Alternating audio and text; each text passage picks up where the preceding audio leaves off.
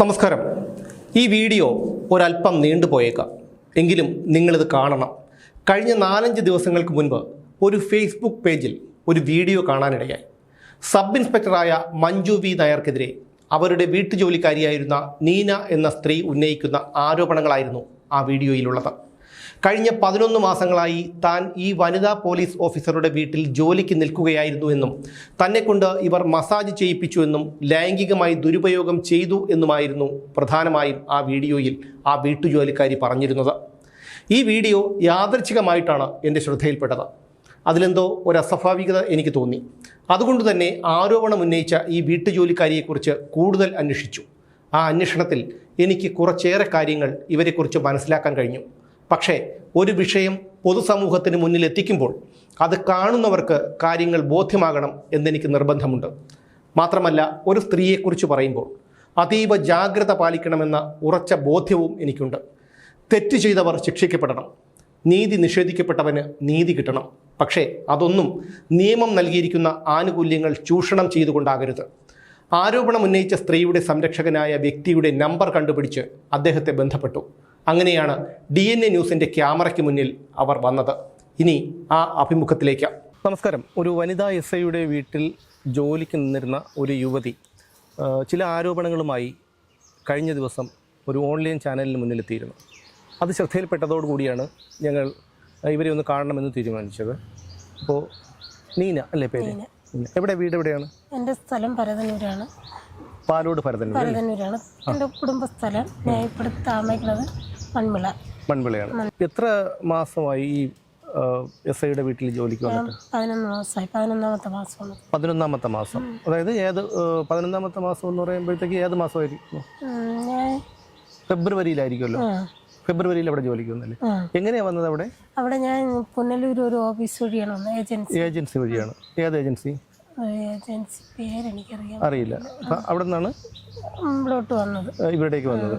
അപ്പോൾ ഇവിടെ എങ്ങനെയായിരുന്നു അവരുടെയൊക്കെ പെരുമാറ്റം? അവിടെ ആരൊക്കെ ഉണ്ടായിരുന്നു? അവിടെ 2 പെൺമക്കള്, അവർ 2 പിള്ളേർ. ഒരാൾ 8 വയസ്സായി, ഒരാൾ 13 വയസ്സായി. ഇവരും ഞാനും മാത്രമേ ഉള്ളൂ.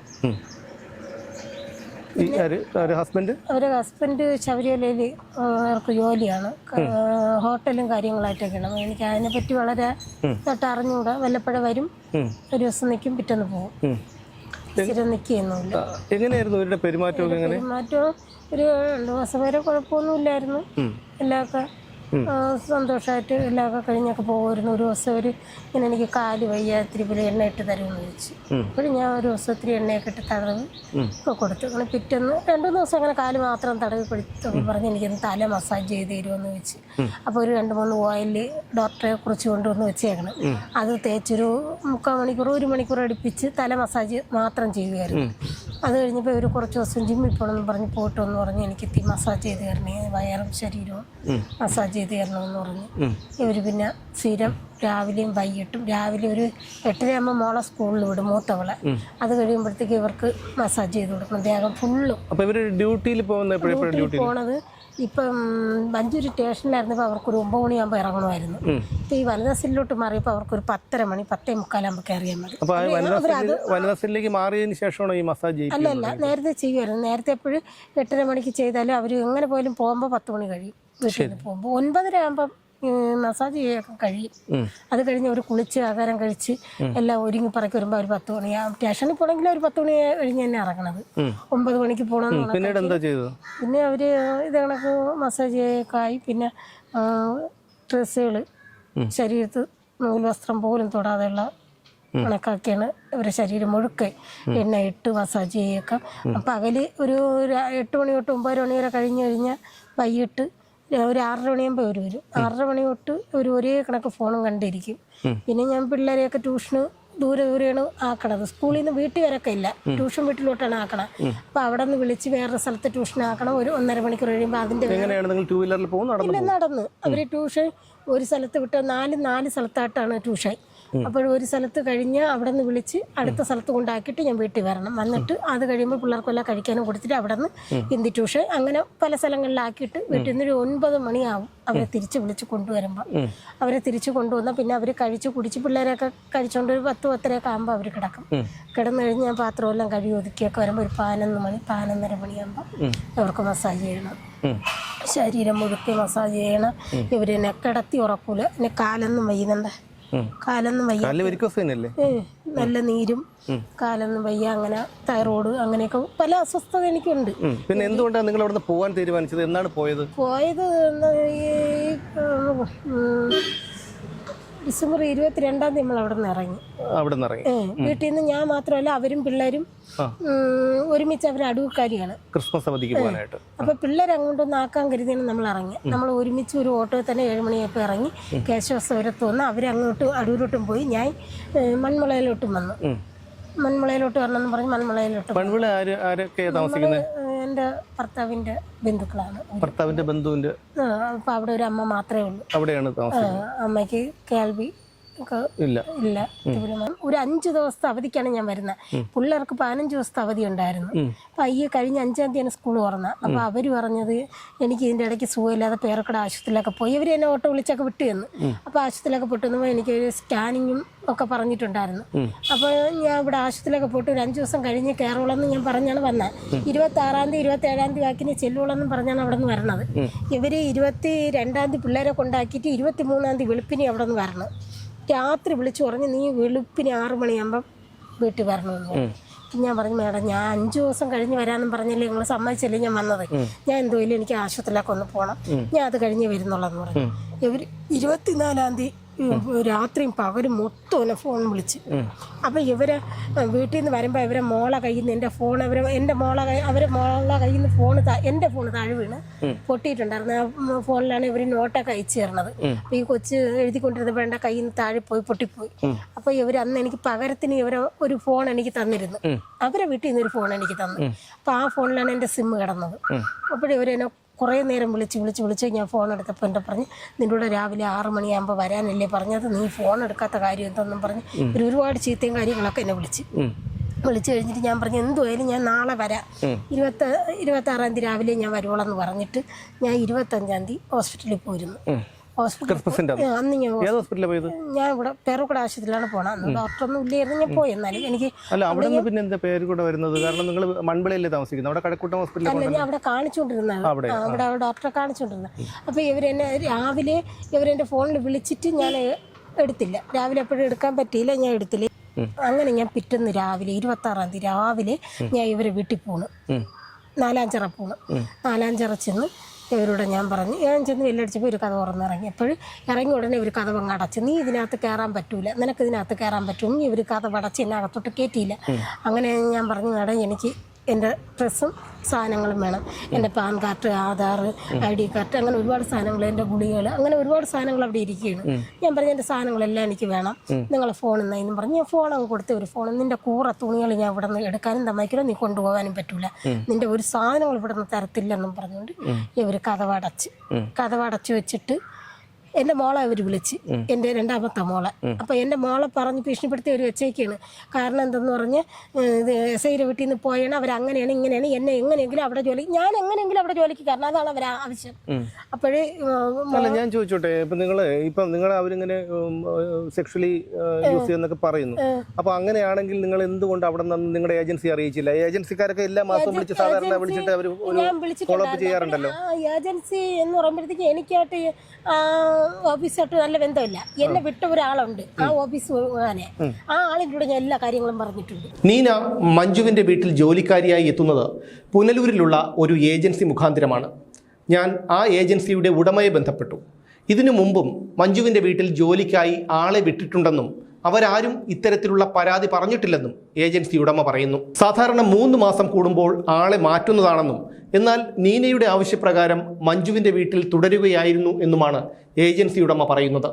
മാത്രമല്ല മഞ്ജുവിൻ്റെ വീട്ടിൽ തനിക്ക് വളരെ സുഖമായിരുന്നു എന്ന് നീന പറഞ്ഞുവെന്നും ഇവർ പറയുന്നുണ്ട്. മഞ്ജുവിൻ്റെ ക്രൂരകൃത്യങ്ങൾ തന്നെ ഏജൻസിയിൽ കൊണ്ടാക്കിയ അണ്ണനോട് പറഞ്ഞെന്ന് നീന പറയുമ്പോൾ അങ്ങനെ ഒരാളില്ലെന്ന് ഏജൻസി ഉടമ പറയുന്നു. ഇത് പുനലൂരിലെ ജോബ് കൺസൾട്ടൻസി അല്ലേ? അതെ. എൻ്റെ പേര് സുമേഷ് എന്നാണ്. ഞാൻ DNA ന്യൂസ് എന്ന് പറയുന്ന ഒരു ഓൺലൈൻ ചാനലിൽ നിന്ന് വിളിക്കുന്നത്, ട്രിവാൻഡ്രത്ത് നിന്ന്. ആ അപ്പോൾ അവിടെ നിന്ന് നിങ്ങളുടെ ഏജൻസിയിൽ നിന്ന് അയച്ച ഒരു ലേഡി ആയിട്ട് ബന്ധപ്പെട്ട ഒരു വീഡിയോ ഇങ്ങനെ പ്രചരിക്കുന്നുണ്ടേ. കണ്ടായിരുന്നു, ഞാനും അത് കണ്ടു. അതെ, ഞാൻ ചോദിച്ചോട്ടെ, നിങ്ങൾ അവരെ എങ്ങനെയാ, അവരെവിടെ രജിസ്റ്റർ ചെയ്തതാണോ? അതെ, അവരിവിടെ രജിസ്റ്റർ ചെയ്തിട്ട് അവർ ജോലിക്ക് പോയി. ഞാൻ അവരെ എല്ലാ മാസവും വിളിക്കുകയും അവരെന്നല്ല എല്ലാ സ്റ്റാഫിനെയും വിളിച്ച് കാര്യങ്ങൾ സംസാരിക്കുന്ന ഒരു വ്യക്തിയാണ്. വീട്ടുകാരെയും വിളിക്കും, ജോലിക്കാരെയും വിളിക്കും. ഇവരെ ഞാൻ വിളിച്ച ഇത്രയും നാളും ഇവരിങ്ങനെ ഒരു പ്രശ്നം എന്നോട് പറഞ്ഞിട്ടില്ല. എന്താ ഈ വീട്ടുകാരെ കുറിച്ച് പറഞ്ഞത്, ഈ SI കുറിച്ച് പറഞ്ഞിട്ടുള്ളത് അവര് വിളിക്കുമ്പോഴൊക്കെ? നല്ല വീടാണെന്ന് പറഞ്ഞു. നല്ല വീടാണ് ചേച്ചി, ഞാനിവിടെ നിൽക്കുവാണ് എന്നാ ഇവരെന്നോട് പറഞ്ഞിട്ടുള്ളത്. ഈ കഴിഞ്ഞ മാസവും, അതായത് നവംബർ മാസവും ഞാൻ അവരെ വിളിച്ചതാണ്. വിളിച്ചപ്പോഴും അവര് പറഞ്ഞു ഞാൻ അവിടെ തന്നെ. നമ്മൾ സാധാരണ 3 മാസം കഴിയുമ്പോൾ ആളിനെ മാറ്റണമെങ്കിൽ മാറ്റി കൊടുക്കും. പക്ഷെ ഇതിനു മുമ്പ് പലരും ഈ മഞ്ജു SIയുടെ വീട്ടിൽ നിന്നിട്ടുമുണ്ട്. പറഞ്ഞിട്ടില്ല. അവരാരെങ്കിലും ഒരു കംപ്ലൈന്റ് പറഞ്ഞിട്ടുണ്ടോ? ആരും കംപ്ലൈന്റ് പറഞ്ഞിട്ടില്ല. നിങ്ങളുടെ ഏജൻസിയുടെ പേരെന്താണ്? എന്റെ ഏജൻസിയുടെ പേര് ഞാൻ പറഞ്ഞു, നിങ്ങൾ ചാനലിൽ ഇടരുത്. ഞാനിതൊരു സ്ഥാപനം കൊണ്ട് നടക്കുന്ന പേര് പറയാൻ. അല്ല, ഞാനൊരിക്കലും ഇത് വേറൊന്നിനുമല്ല, കാര്യം അറിയാൻ വേണ്ടി വിളിച്ചതാണ്. കാര്യം സത്യസന്ധമായ കാര്യമാണ് ഞാൻ പറഞ്ഞത്. ഭാഗത്ത് ഇങ്ങനെ ഒരു തെറ്റുണ്ടായിരുന്നെങ്കിൽ ഇതിന് മുന്നേ പോയ ജോലിക്കാർ എന്നോട് പറഞ്ഞിരുന്നു. അല്ല, ഞാൻ ചോദിച്ചോട്ടെ, ഇവര് ഈ PCC എടുക്കാതെയാണോ നിങ്ങൾ പിന്നെ ജോലിക്ക് എടുത്തത്? ഇവിടെ ബയോഡാറ്റ മാറ്റി വെച്ചത്? PCC എടുത്തിട്ടില്ല. എന്തുകൊണ്ട്? സാധാരണ അതല്ലേ നിയമാനുസൃതമായി ചെയ്യേണ്ടത്? PCC സാധാരണ ജോലിക്കാർ 10-700 രൂപ കൊടുത്ത് PCC എടുക്കാൻ തയ്യാറാവത്തില്ല. സാധാരണ നമ്മുടെ അടുത്ത് ഇതുവരെ ഇങ്ങനെ ഒരു പ്രശ്നം ഉണ്ടായിട്ടില്ല. അല്ല, ഇവര് ഭരതന്നൂരുകാരിയാണ്. അവിടെ പുനലൂർ രജിസ്റ്റർ ചെയ്യാൻ വന്നപ്പോൾ നമുക്ക് സ്വാഭാവികമായിട്ടും ഒരു സംശയം തോന്നാറില്ല, ഒരു അസ്വാഭാവികത അതിലില്ലേ? അങ്ങനെ തോന്നിയിട്ടില്ലേ? അങ്ങനെ വരത്തില്ല. അവരുടെ ആധാറും ഫോട്ടോയും ഒക്കെ നമ്മുടെ കയ്യിലുണ്ട്. ഇവരെത്ര മാസം കൊണ്ട് അവിടെ നിൽക്കുക. അതുപോലെ തന്നെ ഒരുപാട് സ്ഥലത്തു നിന്ന് നമ്മുടെ അടുത്ത് ആളുകൾ വരും ജോലിക്ക്. തമിഴ്നാട്ടിൽ നിന്നും വരുന്നുണ്ട്. അപ്പൊ ഇവര് പറഞ്ഞതെന്ന് വെച്ച് കഴിഞ്ഞാൽ, ഒരു അണ്ണനാണ് എന്നെ കൊണ്ടാക്കിയത്, അണ്ണന്റെ അടുത്ത് ഞാൻ വിളിച്ച കാര്യങ്ങളൊക്കെ പറഞ്ഞിട്ടുണ്ടെന്ന് പറയുന്നു. അങ്ങനെ ഒരാൾ ഇതിനിടയ്ക്കുണ്ടോ? നിങ്ങൾക്കും അവർക്കും ഇടയ്ക്കിലുണ്ടോ? ഇല്ല. ഇവര് ഡയറക്റ്റ് ആണ് നിങ്ങളുടെ അടുത്ത് വന്നത് അല്ലേ? അതെ. Okay, thank you. ഈ പൈസയൊക്കെ അവർ ശമ്പളമൊക്കെ തന്നിട്ടുള്ളത് ബാങ്ക് വഴി തന്നെയാണോ? അക്കൗണ്ട് വഴിയാണ്. അക്കൗണ്ട് വഴി തന്നിട്ടുണ്ട്. വേറെ പൈസ വല്ലതും തന്നിട്ടുണ്ടോ? ഇല്ല. ഇവര് രാത്രി, പിന്നെ ഞാൻ ഈ ഫോൺ കൊണ്ട് കൊടുത്തിട്ട് പറഞ്ഞതിൻ്റെ അന്ന് രാത്രി ഇവരെന്നെ വിളിച്ചിട്ട് പറഞ്ഞ് മെസ്സേജ് അയച്ച്, ഇത് കണക്ക് എനിക്ക് ഇത്തിരി കടങ്ങൾ, എൻ്റെ പരതന് എനിക്ക് ഇച്ചിരി കടബാധ്യതയൊക്കെ ഉണ്ട്. ഞാൻ വീട്ടിലോട്ട് പോയിട്ട് ഇത്തിരി നാളുകളായി. എൻ്റെ ഭർത്താവ് മരിച്ചുപോയി. അപ്പോഴെനിക്ക് ഇത്തിരി കടങ്ങളുണ്ടായിരുന്നു. അങ്ങനെ അതൊക്കെ ഞാൻ ഇങ്ങനെ ഒരുപാട് വീടുകളിൽ നിന്ന് ഞാൻ ഏറെക്കുറെയൊക്കെ തീർത്തത്. കടമില്ലാത്ത മനുഷ്യരില്ല, എന്നായാലും നമ്മൾ കൊടുത്തേ പറ്റുള്ളൂ. പൈസകൾ ഞാൻ കൊടുക്കാമെന്ന് പറഞ്ഞിട്ടുണ്ട്. കുറച്ച് ഞാൻ കൊടുക്കുകയും ചെയ്തിട്ടുണ്ട് ഓരോരുത്തർ. അപ്പോഴേ ഇവർ അതൊക്കെ വെച്ച് എൻ്റെ പരതന് നാട്ടിൽ തിരക്കിയപ്പോഴത്തേക്ക് ഞാൻ ഇങ്ങനെ കാര്യമാണ് എന്ന് നാട്ടുകാർ പറഞ്ഞ്, അതുകൊണ്ട് ഞാൻ നിൻ്റെ പേരിൽ ഞാൻ ഒരു ഫ്ലെക്സ് അടിച്ച് നീ താമസിക്കണ വീട്ടിൻ്റെ അവിടെയും ജംഗ്ഷനിൽ മൊത്തം കൊണ്ടുപോയിക്കെന്നും പറഞ്ഞ് രാത്രി മൊത്തം ഇവരെനിക്ക് മെസ്സേജ് ആയപ്പം വിളിയായിരുന്നു. എന്തായാലും ഞാൻ നിൻ്റെ കൂടെ പൊരുതി തന്നെ നിൽക്കും, നിനക്ക് വേണ്ടി ഞാൻ ഒരു 5 ലക്ഷം രൂപ മാറ്റി വയ്ക്കാൻ പോവുകയാണ് എന്നൊക്കെ അങ്ങനെയൊക്കെ പറഞ്ഞ് എന്നെ ഭീഷണിപ്പെടുത്തുകയും വിളിക്കുക. ഇവർ മാത്രമല്ല, ഇവർ മറ്റുള്ള ഇവരെ സുഹൃത്തുക്കളെ കൊണ്ട് എന്നെ വിളിപ്പിക്കുകയായിരുന്നു രാത്രി. തനിക്ക് ഒരു കേസുണ്ടെന്നും ആ കേസ് വിളിച്ചു തുടങ്ങിയിട്ടില്ലെന്നും നീന പറയുന്നു. എന്താണ് ആ കേസ് എന്ന് അറിയണ്ടേ? നീനയുടെ പേർക്ക് എന്തെങ്കിലും കേസുണ്ടോ? എൻ്റെ പേർക്ക് ഒരു കേസുണ്ട്. ഒരു കേസ് ഉണ്ടോ? ഉണ്ട്. എന്ത് കേസാ? എൻ്റെ ഒരു കേസുണ്ട്, ഒരു മുക്കുകൊണ്ട കേസുണ്ട്. എന്താണത്? അത് ഞാൻ ഇവിടെ വട്ടിയൂർക്കാവിൽ ഒരു വീട്ടിൽ ജോലിക്ക് എത്തിയായിരുന്നു. എൻ്റെ മോളെ പ്രസവത്തിന് ഞാൻ ആദ്യം നിന്ന കൊല്ലത്തുനിന്ന് ഞാൻ എൻ്റെ മോളെ പ്രസവമായിട്ട് ഇവിടെ വന്ന്, അവളെ പ്രസവം കഴിഞ്ഞ് നൂലുകെട്ടും കഴിഞ്ഞിട്ട് ഞാൻ കൊടപ്പനക്കുന്ന് ഓഫീസ് വഴി ഇവിടെ വട്ടിയൂർക്കാവ് ഒരു വീട്ടിൽ ജോലിക്ക് കയറി ഒരു 7 ദിവസം ആയപ്പോഴത്തേക്ക് ആ കൊച്ചിന് ശ്വാസം മുട്ടാറ്റ് ആശുപത്രിയിൽ അഡ്മിറ്റ് ചെയ്ത്. ആശുപത്രിയിൽ നിൽക്കാൻ ഏറ്റവും ഇളയൊക്കെ 2 വയസ്സായ കൊച്ചുണ്ട്. കൊച്ചിനെ കൊണ്ട് നിൽക്കാൻ വെക്കില്ല, ആരെങ്കിലും ഉണ്ടെങ്കിലേ പറ്റുള്ളൂ. അങ്ങനെ ഇവരെന്നെ വിളിച്ചു പറഞ്ഞു. അപ്പോൾ പൊടി കൊച്ച് ഒരു മാസം ആവാത്ത കൊച്ചിനാണ് ശ്വാസം മുട്ട്. അങ്ങനെ ഞാൻ വിചാരിച്ചെങ്കിൽ ഞാൻ വരാമെന്നും പറഞ്ഞു. കൊടപ്പനക്കുന്ന് ഓഫീസിൽ തന്നെ ഞാൻ വിളിച്ചു പറഞ്ഞ് പകരത്തിന് 10 ദിവസത്തേക്ക് ആളെ അവിടെ നിർത്തിയിട്ട് എന്നെ ആ വീട്ടിലെ ചേർക്കൻ തന്നെ എന്നെ വേറെ കൂടെ കൊണ്ടുവന്ന് വണ്ടി കയറ്റി വിട്ടു. ഞാൻ നെടുമങ്ങാട്ട് ഹോസ്പിറ്റലിൽ പോയി. പിറ്റേന്ന് രാവിലെ ഈ മുക്കുകൊണ്ടം പണയം വെക്കുന്ന ആളെ ഞാൻ ഹോസ്പിറ്റലിൽ വെച്ചാണ് കാണുന്നത്. പരിചയമല്ല, അതിന് മുന്നേ ഒരു 15 വർഷത്തിന് മുന്നേ ഒക്കെ നമുക്ക് പരിചയമുണ്ട്. നമ്മളെ നാട്ടുകാരനാണ്. അപ്പോൾ അവരെ അങ്ങനെ പണ്ടൊക്കെ ഇത്തിരി ജോലിയും കാര്യങ്ങളുള്ള നമ്മൾ അവരെ കൂടെ ജോലിക്കൊക്കെ പോയി അങ്ങനെ ഒരു പരിചയം എനിക്കുണ്ടായിരുന്നു. അപ്പോഴേ ഞാൻ ഈ ആശുപത്രിയിൽ നിന്നപ്പോഴത്തേക്ക് എൻ്റെ കൂടെ ഓടി വന്ന് ഇങ്ങനെ ചോദിക്കുകയൊക്കെ ചെയ്തപ്പോൾ ഞാൻ പറഞ്ഞു, എനിക്ക് സുഖമില്ല, എൻ്റെ അമ്മ സുഖമില്ല കിടക്കണം, എനിക്ക് ഇത് കണക്കെത്തി പണയം വയ്ക്കാൻ എനിക്ക് ആധാറൊന്നും എൻ്റെ കയ്യിലില്ല, ഇപ്പോൾ ആധാർ ഉണ്ടെങ്കിൽ പണയം വയ്ക്കാൻ പറ്റും, നീ എനിക്ക് ആധാർ ഉണ്ടെങ്കിൽ ഇന്ന് പണയം വെച്ച് തരുമോ എന്ന് ചോദിച്ചു. അങ്ങനെ ഞാൻ പണയം വെക്കാം. അല്ല, പേരൂർക്കടയിൽ പിന്നെ ആധാർ ഇത് പണയം വെക്കാൻ നിങ്ങൾ എവിടെ പോയി വെച്ചത്? അല്ല, പേരൂർക്കടയല്ല, നമ്മള് എൻ്റെ മോള് താമസം ചുള്ളിമാനൂരാണ്. അപ്പൊ നെടുമങ്ങാട് ആശുപത്രിയിലായിരുന്നു നമ്മള്. നെടുമങ്ങാട് ഹോസ്പിറ്റലാണ് ഞാൻ പോകുന്നത്. നെടുമങ്ങാടല്ല വെച്ചത്, വലിയ മലയെന്ന് പറയുന്ന ആ ഭാഗത്ത് എവിടെ ഉണ്ടെയാണ്. എനിക്ക് കൃത്യമായിട്ട് അവിടുത്തെ സ്ഥലങ്ങൾ അറിഞ്ഞുകൂടാ. നെടുമങ്ങാട്ടെന്ന് നെടുമങ്ങാട് വീണ്ടും വലിയമല എന്ന് പറയുമ്പോഴത്തേക്കും ഒരു 6, 3, 9 ഒരു 10 കിലോമീറ്റർ ഉണ്ടല്ലോ. നെടുമങ്ങാട് ഒരുപാട് ഇവര് അവിടെ കൊണ്ട് വെച്ചെന്ന് പറയുമ്പോഴത്തേക്ക് ഈ പണയം എടുത്തു തരാൻ എനിക്ക് വരാൻ പറ്റൂലെന്ന് പറഞ്ഞു. ഞാൻ വീട്ടുകളിൽ നിൽക്കുക, ഇങ്ങനെ അങ്ങ് പോണികളെ കാണാനൊന്നും പറ്റില്ല. അപ്പോഴും ഞാൻ പറഞ്ഞു അത് എനിക്ക് പരിചയമുള്ളൊരു കടയുണ്ട്, നീ അവിടെ വെച്ചിരുന്ന കാറ്റിൽ ഒപ്പിട്ടിരുന്നാൽ മതി, സാധനം ഞാൻ എടുത്തോളാന്ന് പറഞ്ഞു. ഞാൻ ഓർത്ത് അമ്മക്ക് അതിനുള്ള ഒരു ബുദ്ധിയൊന്നുമില്ലല്ലോ, അതുകൊണ്ട് ഞാൻ അവൻ്റെ പിറക്കെ പോയി. അവിടെ ചെന്നപ്പോഴത്തേക്ക് എനിക്ക് ചാടി ഇറങ്ങി പോകണമായിരുന്നെങ്കിൽ എനിക്ക് പോവായിരുന്നു. പക്ഷെ ഞാൻ അവിടെ ചെന്നപ്പോഴത്തേക്ക് അത് പണയം വെക്കാൻ ഞാൻ കൊടുത്തിരുന്നു.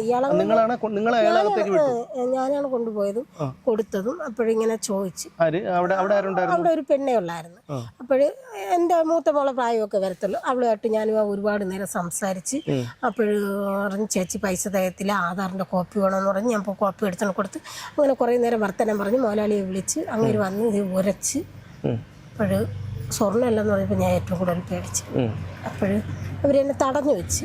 അപ്പം ഞാൻ അങ്ങനെ റോട്ടിൽ ഇറങ്ങി പോവാനായിട്ട് ശ്രമിച്ചപ്പോൾ ഇവൻ വണ്ടി കൊണ്ടുവന്ന് കയറെന്ന് പറഞ്ഞു. അപ്പം ഞാനാണ് അവരെ കാണിച്ചു കൊടുത്തത്, ഇവ അവിടെ നിൽക്കണമെന്ന് ഞാനാണ് പറഞ്ഞത്. അപ്പോഴിങ്ങനെ വണ്ടിയിൽ കയറുന്നതിന് മുന്നേ എന്നെ ഒരു ആട്ട ഇടിച്ച്, ഒരാട്ട വന്ന് ഇടിച്ച് ഇങ്ങനെ എല്ലാം വീണ്. പിന്നെ അവനെ ഓട്ടിച്ചിട്ടാണ് പിടിച്ചത്. നാട്ടുകാർ ഓട്ടിച്ചിട്ടാണ് പിടിച്ചത്. പിന്നെ നമുക്ക് ആൾക്കാരുടെ ഒന്നും സത്യാവസ്ഥ പറയാൻ പറ്റിയ ഒരു അവസ്ഥയല്ലായിരുന്നു. കാര്യം എന്തെന്ന് പറഞ്ഞാൽ നമ്മളവസ്ഥ നമുക്ക് അപ്പോഴും പറയാൻ പറ്റൂലല്ലോ. അപ്പൊ അവിടെ ഒരുപാട് തൊഴിലുറപ്പ് പെണ്ണുങ്ങളും അല്ലാത്ത ആളുകളും നമുക്ക് അതിനുശേഷം ഞാൻ പോലീസ് വന്നു, വലിയമല സ്റ്റേഷനിൽ കൊണ്ടുപോയി. പിന്നെ ആ കടയിലെ ചേട്ടാന്ന് പറഞ്ഞ കൊച്ചിന് അബദ്ധത്തിൽ പറ്റിപ്പോയതാണ്. പിന്നെ ഞാൻ നിന്ന വീട്ടിൽ സ്റ്റേഷനിൽ അവിടെ വിളിച്ച് ചോദിച്ചു. ഞാൻ അന്ന് ആ വീട്ടിൽ നിന്ന് വരണതേ ഉള്ളൂ. പിന്നെ എൻ്റെ ഫോണിൽ ഞാൻ ഇർഷാദായിട്ട് സംസാരിച്ചതാ വിളിച്ചത്, അങ്ങനെയൊന്നും ഒരു രേഖയില്ല. പിന്നെ എന്നെ പരതന്നൊരു സ്റ്റേഷനിലൊക്കെ വിളിച്ച് ചോദിച്ചപ്പോഴും എനിക്കങ്ങനെ കേസൊന്നും ഇല്ല. കാര്യം എൻ്റെ ചേട്ടൻ മരിച്ചപ്പോഴും എനിക്ക് ഒരുപാട് കടബാധ്യതയും കാര്യങ്ങളും ഉണ്ടായിരുന്നു. പക്ഷെ അന്നൊന്നും ഞാൻ അങ്ങനെ ചെയ്യാൻ പോയിട്ടില്ല. എത്ര ദിവസം ജയിലിൽ കിടന്നു? 9 ദിവസം കിടന്നു. അത് കഴിഞ്ഞ് ഇപ്പൊ കേസിന്റെ നിലവിലെ സ്ഥിതി എന്താണ്? ഇർഷാദ് അവന്റെ വീട്ടിൽ ഉണ്ടെന്ന് തോന്നാം. നമ്മളെ പിന്നെ അവനെ കാണാനോ ഒന്നിനും പോയില്ല. കാര്യം എന്തെന്ന് പറഞ്ഞ് അവനെ സഹായിച്ചു പോലും ഇല്ല. കാര്യം എന്തെന്ന് പറഞ്ഞ് ജാമ്യം എടുക്കാനും എല്ലാം ഞങ്ങൾ കഷ്ടപ്പെട്ടെല്ലാം ചെയ്തിട്ട് ഒരു ദിവസം പോലും അവൻ തിരിഞ്ഞു പോലും നോക്കിയില്ല. നെടുമങ്ങാട്ടെ ആശുപത്രിയിൽ വെച്ചാണ് ഇർഷാദിനെ കണ്ടതെന്നും അയാളുടെ സ്വർണം തൻ്റെ പേരിൽ പണയം വെച്ചു നൽകാൻ പറഞ്ഞെന്നുമാണ് നീന പറയുന്നത്. നെടുമങ്ങാട് നിരവധി സ്വർണ്ണ പണയ സ്ഥാപനങ്ങൾ ഉള്ളപ്പോഴാണ് 15 കിലോമീറ്റർ പിന്നിട്ട് കുരിയാത്തി എന്ന കുഗ്രാമത്തിൽ പണയം വെക്കാനെത്തിയത്. അതെന്തിനായിരുന്നു? അന്ന് നടന്നത് ഇങ്ങനെയാണ്. പ്രൂഫ് ചോദിച്ചപ്പോൾ പ്രൂഫ് അവരിൽ ID ലേഡിയാണ് വന്നത്. അപ്പൊ അവരുടെ ID കാർഡിൽ അവരെ ഫോട്ടോയാണ് ഉണ്ടായിരുന്നത്. പേരെന്തോ വ്യത്യാസം ഉണ്ടായിരുന്നു, നമുക്കറിയില്ല. കോപ്പി ചോദിച്ചപ്പോൾ ഇല്ലായിരുന്നു. അപ്പൊ കോപ്പി എടുക്കാൻ പോയ സമയത്ത് ആളെ ചെക്ക് ചെയ്തപ്പോൾ റോങ് ആയിരുന്നു. പിന്നെ സ്പോട്ടിൽ തന്നെ സാധനങ്ങൾ വിളിച്ചിട്ട് പൈസ കൊടുക്കാമെന്ന് പറഞ്ഞ് ഉച്ച സമയത്ത്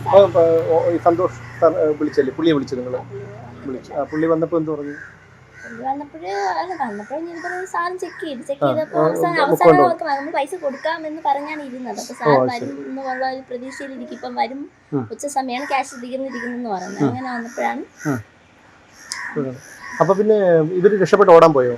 അവര് ഇറങ്ങി ഓടി. അപ്പൊ ഇവര് കൂടെ വേറെ ആളുണ്ടായിരുന്നു. വേറെ അവരെ വണ്ടി കയറി രക്ഷപ്പെടാൻ വേണ്ടി പോയപ്പോഴാണ് പറഞ്ഞു വന്ന് ഇവളെ പിടിച്ച് നാട്ടുകാരെല്ലാം പിടിച്ചു. അപ്പൊ മറ്റേ ആളിനെയും പിടിച്ചു. അപ്പൊ ഇവിടുന്ന് പോലീസ് വന്നു, വലിയ പോലീസ് വന്നു. മെയിൻ അയാളാണ് എന്റെ മെയിൻ ആള്. ഇവര് കൂലിക്ക് നിൽക്കുന്നവരാണ്.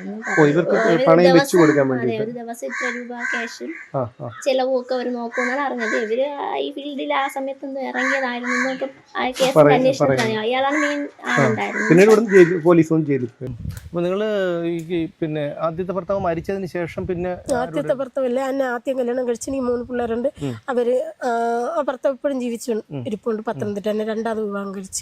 അല്ല, ഞാൻ ചോദിച്ചിട്ട് ആദ്യം ഞാനിത് ചോദിക്കുന്നത് വെച്ചാൽ കാണുന്ന ആൾക്കാർക്ക് ഒരു ബോധ്യം വരണം. അതിന് വേണ്ടിയിട്ടാണ് ഞാൻ ചോദിക്കുന്നത്. അല്ല നിങ്ങളുടെ പിന്നെ വേറെ നിങ്ങളെ ഒരു അപമാനിക്കാനോ അങ്ങനെയുള്ള രീതിയിലൊന്നും അല്ല കേട്ടോ. അതായത് ആദ്യത്തെ വിവാഹം കഴിച്ചാൽ 3 പെൺകുട്ടികളുണ്ട്. അപ്പൊ അദ്ദേഹം ഉണ്ടായിരിക്കുമ്പോൾ തന്നെയാണ് നിങ്ങൾ വേറൊരാളൂടെ പോയതോ, അങ്ങനെയാണോ? അല്ല, നമ്മൾ കേസ് കൊടുത്ത് പിരിഞ്ഞ പിന്നെ, അതായത് ഡിവോഴ്സ്, ലീഗലി ഡിവോഴ്സ് ചെയ്തു. എന്നിട്ട് തന്നെ രണ്ടാമത് ഇയാളുടെയും വരണത്. അത് കഴിഞ്ഞ് അതില് ഒരു മോനും ഒരു മോളും ഉണ്ട്. അത് അന്യരൊന്നുമല്ല, എൻ്റെ വല്യമ്മേരെ മോളെ കെട്ടിയ ഭർത്താവ് തന്നെ. വല്യമ്മേരെ മോള് മരിച്ചുപോയി. അപ്പോൾ ആ ചേട്ടനെ കല്യാണം കഴിച്ച് നമ്മൾ 15 വർഷം ജീവിച്ചു. അത് കഴിഞ്ഞ് മരിച്ചു. അല്ല, ആ പുള്ളി മുസ്ലിം അല്ലായിരുന്നോ? അല്ല അല്ല, ഒരു മുസ്ലിമിനോ നിങ്ങളോട് ഒരു മുസ്ലിം ജീവിച്ചിരുന്നില്ലേ? ഇല്ല ഇല്ല, അത് പേര് ആഷിർന്ന്, സുരേഷ് എന്നാണ് പേര്. സുരേഷ്, അതെ സുരേഷ്. പക്ഷെ അവരെ വിളിപ്പേര് ആഷിർ എന്നാണ് വിളിപ്പേര് ആഷിർ എന്നാണ്. അയാൾ മരിച്ചു, അറ്റാക്ക് വന്ന് മരിച്ചു അല്ലേ? തിരുവനന്തപുരം നഗരത്തിൽ നിന്ന് 45 കിലോമീറ്റർ പിന്നിട്ട് ഞാൻ നീനയുടെ നാടായ പാലോടിനടുത്തുള്ള പരതന്നൂരിലെത്തിയത് നീന പറഞ്ഞതിലെ യാഥാർത്ഥ്യം പൊതുസമൂഹത്തിന് മുന്നിൽ എത്തിക്കാനാണ്. മക്കളെ വളർത്താനും വീട്ടിലെ കഷ്ടപ്പാട് കൊണ്ടുമാണ് താൻ വീട്ടുജോലിക്ക് ഇറങ്ങിയത് എന്നാണ് നീന പറയുന്നത്. തൻ്റെ 2ാം ഭർത്താവിൻ്റെ ബിസിനസ് ആവശ്യങ്ങൾക്കായിട്ടാണ് നാട്ടുകാരിൽ നിന്ന് കടം വാങ്ങിയതെന്നാണ് നീന പറഞ്ഞത്. എന്നാൽ അത് തെറ്റാണെന്ന് അയൽക്കാർ പറയുന്നു. പട്ടിണി പാവങ്ങളായ നിരവധി പേരെയാണ് നീന കബളിപ്പിച്ച് മുങ്ങിയിരിക്കുന്നത്.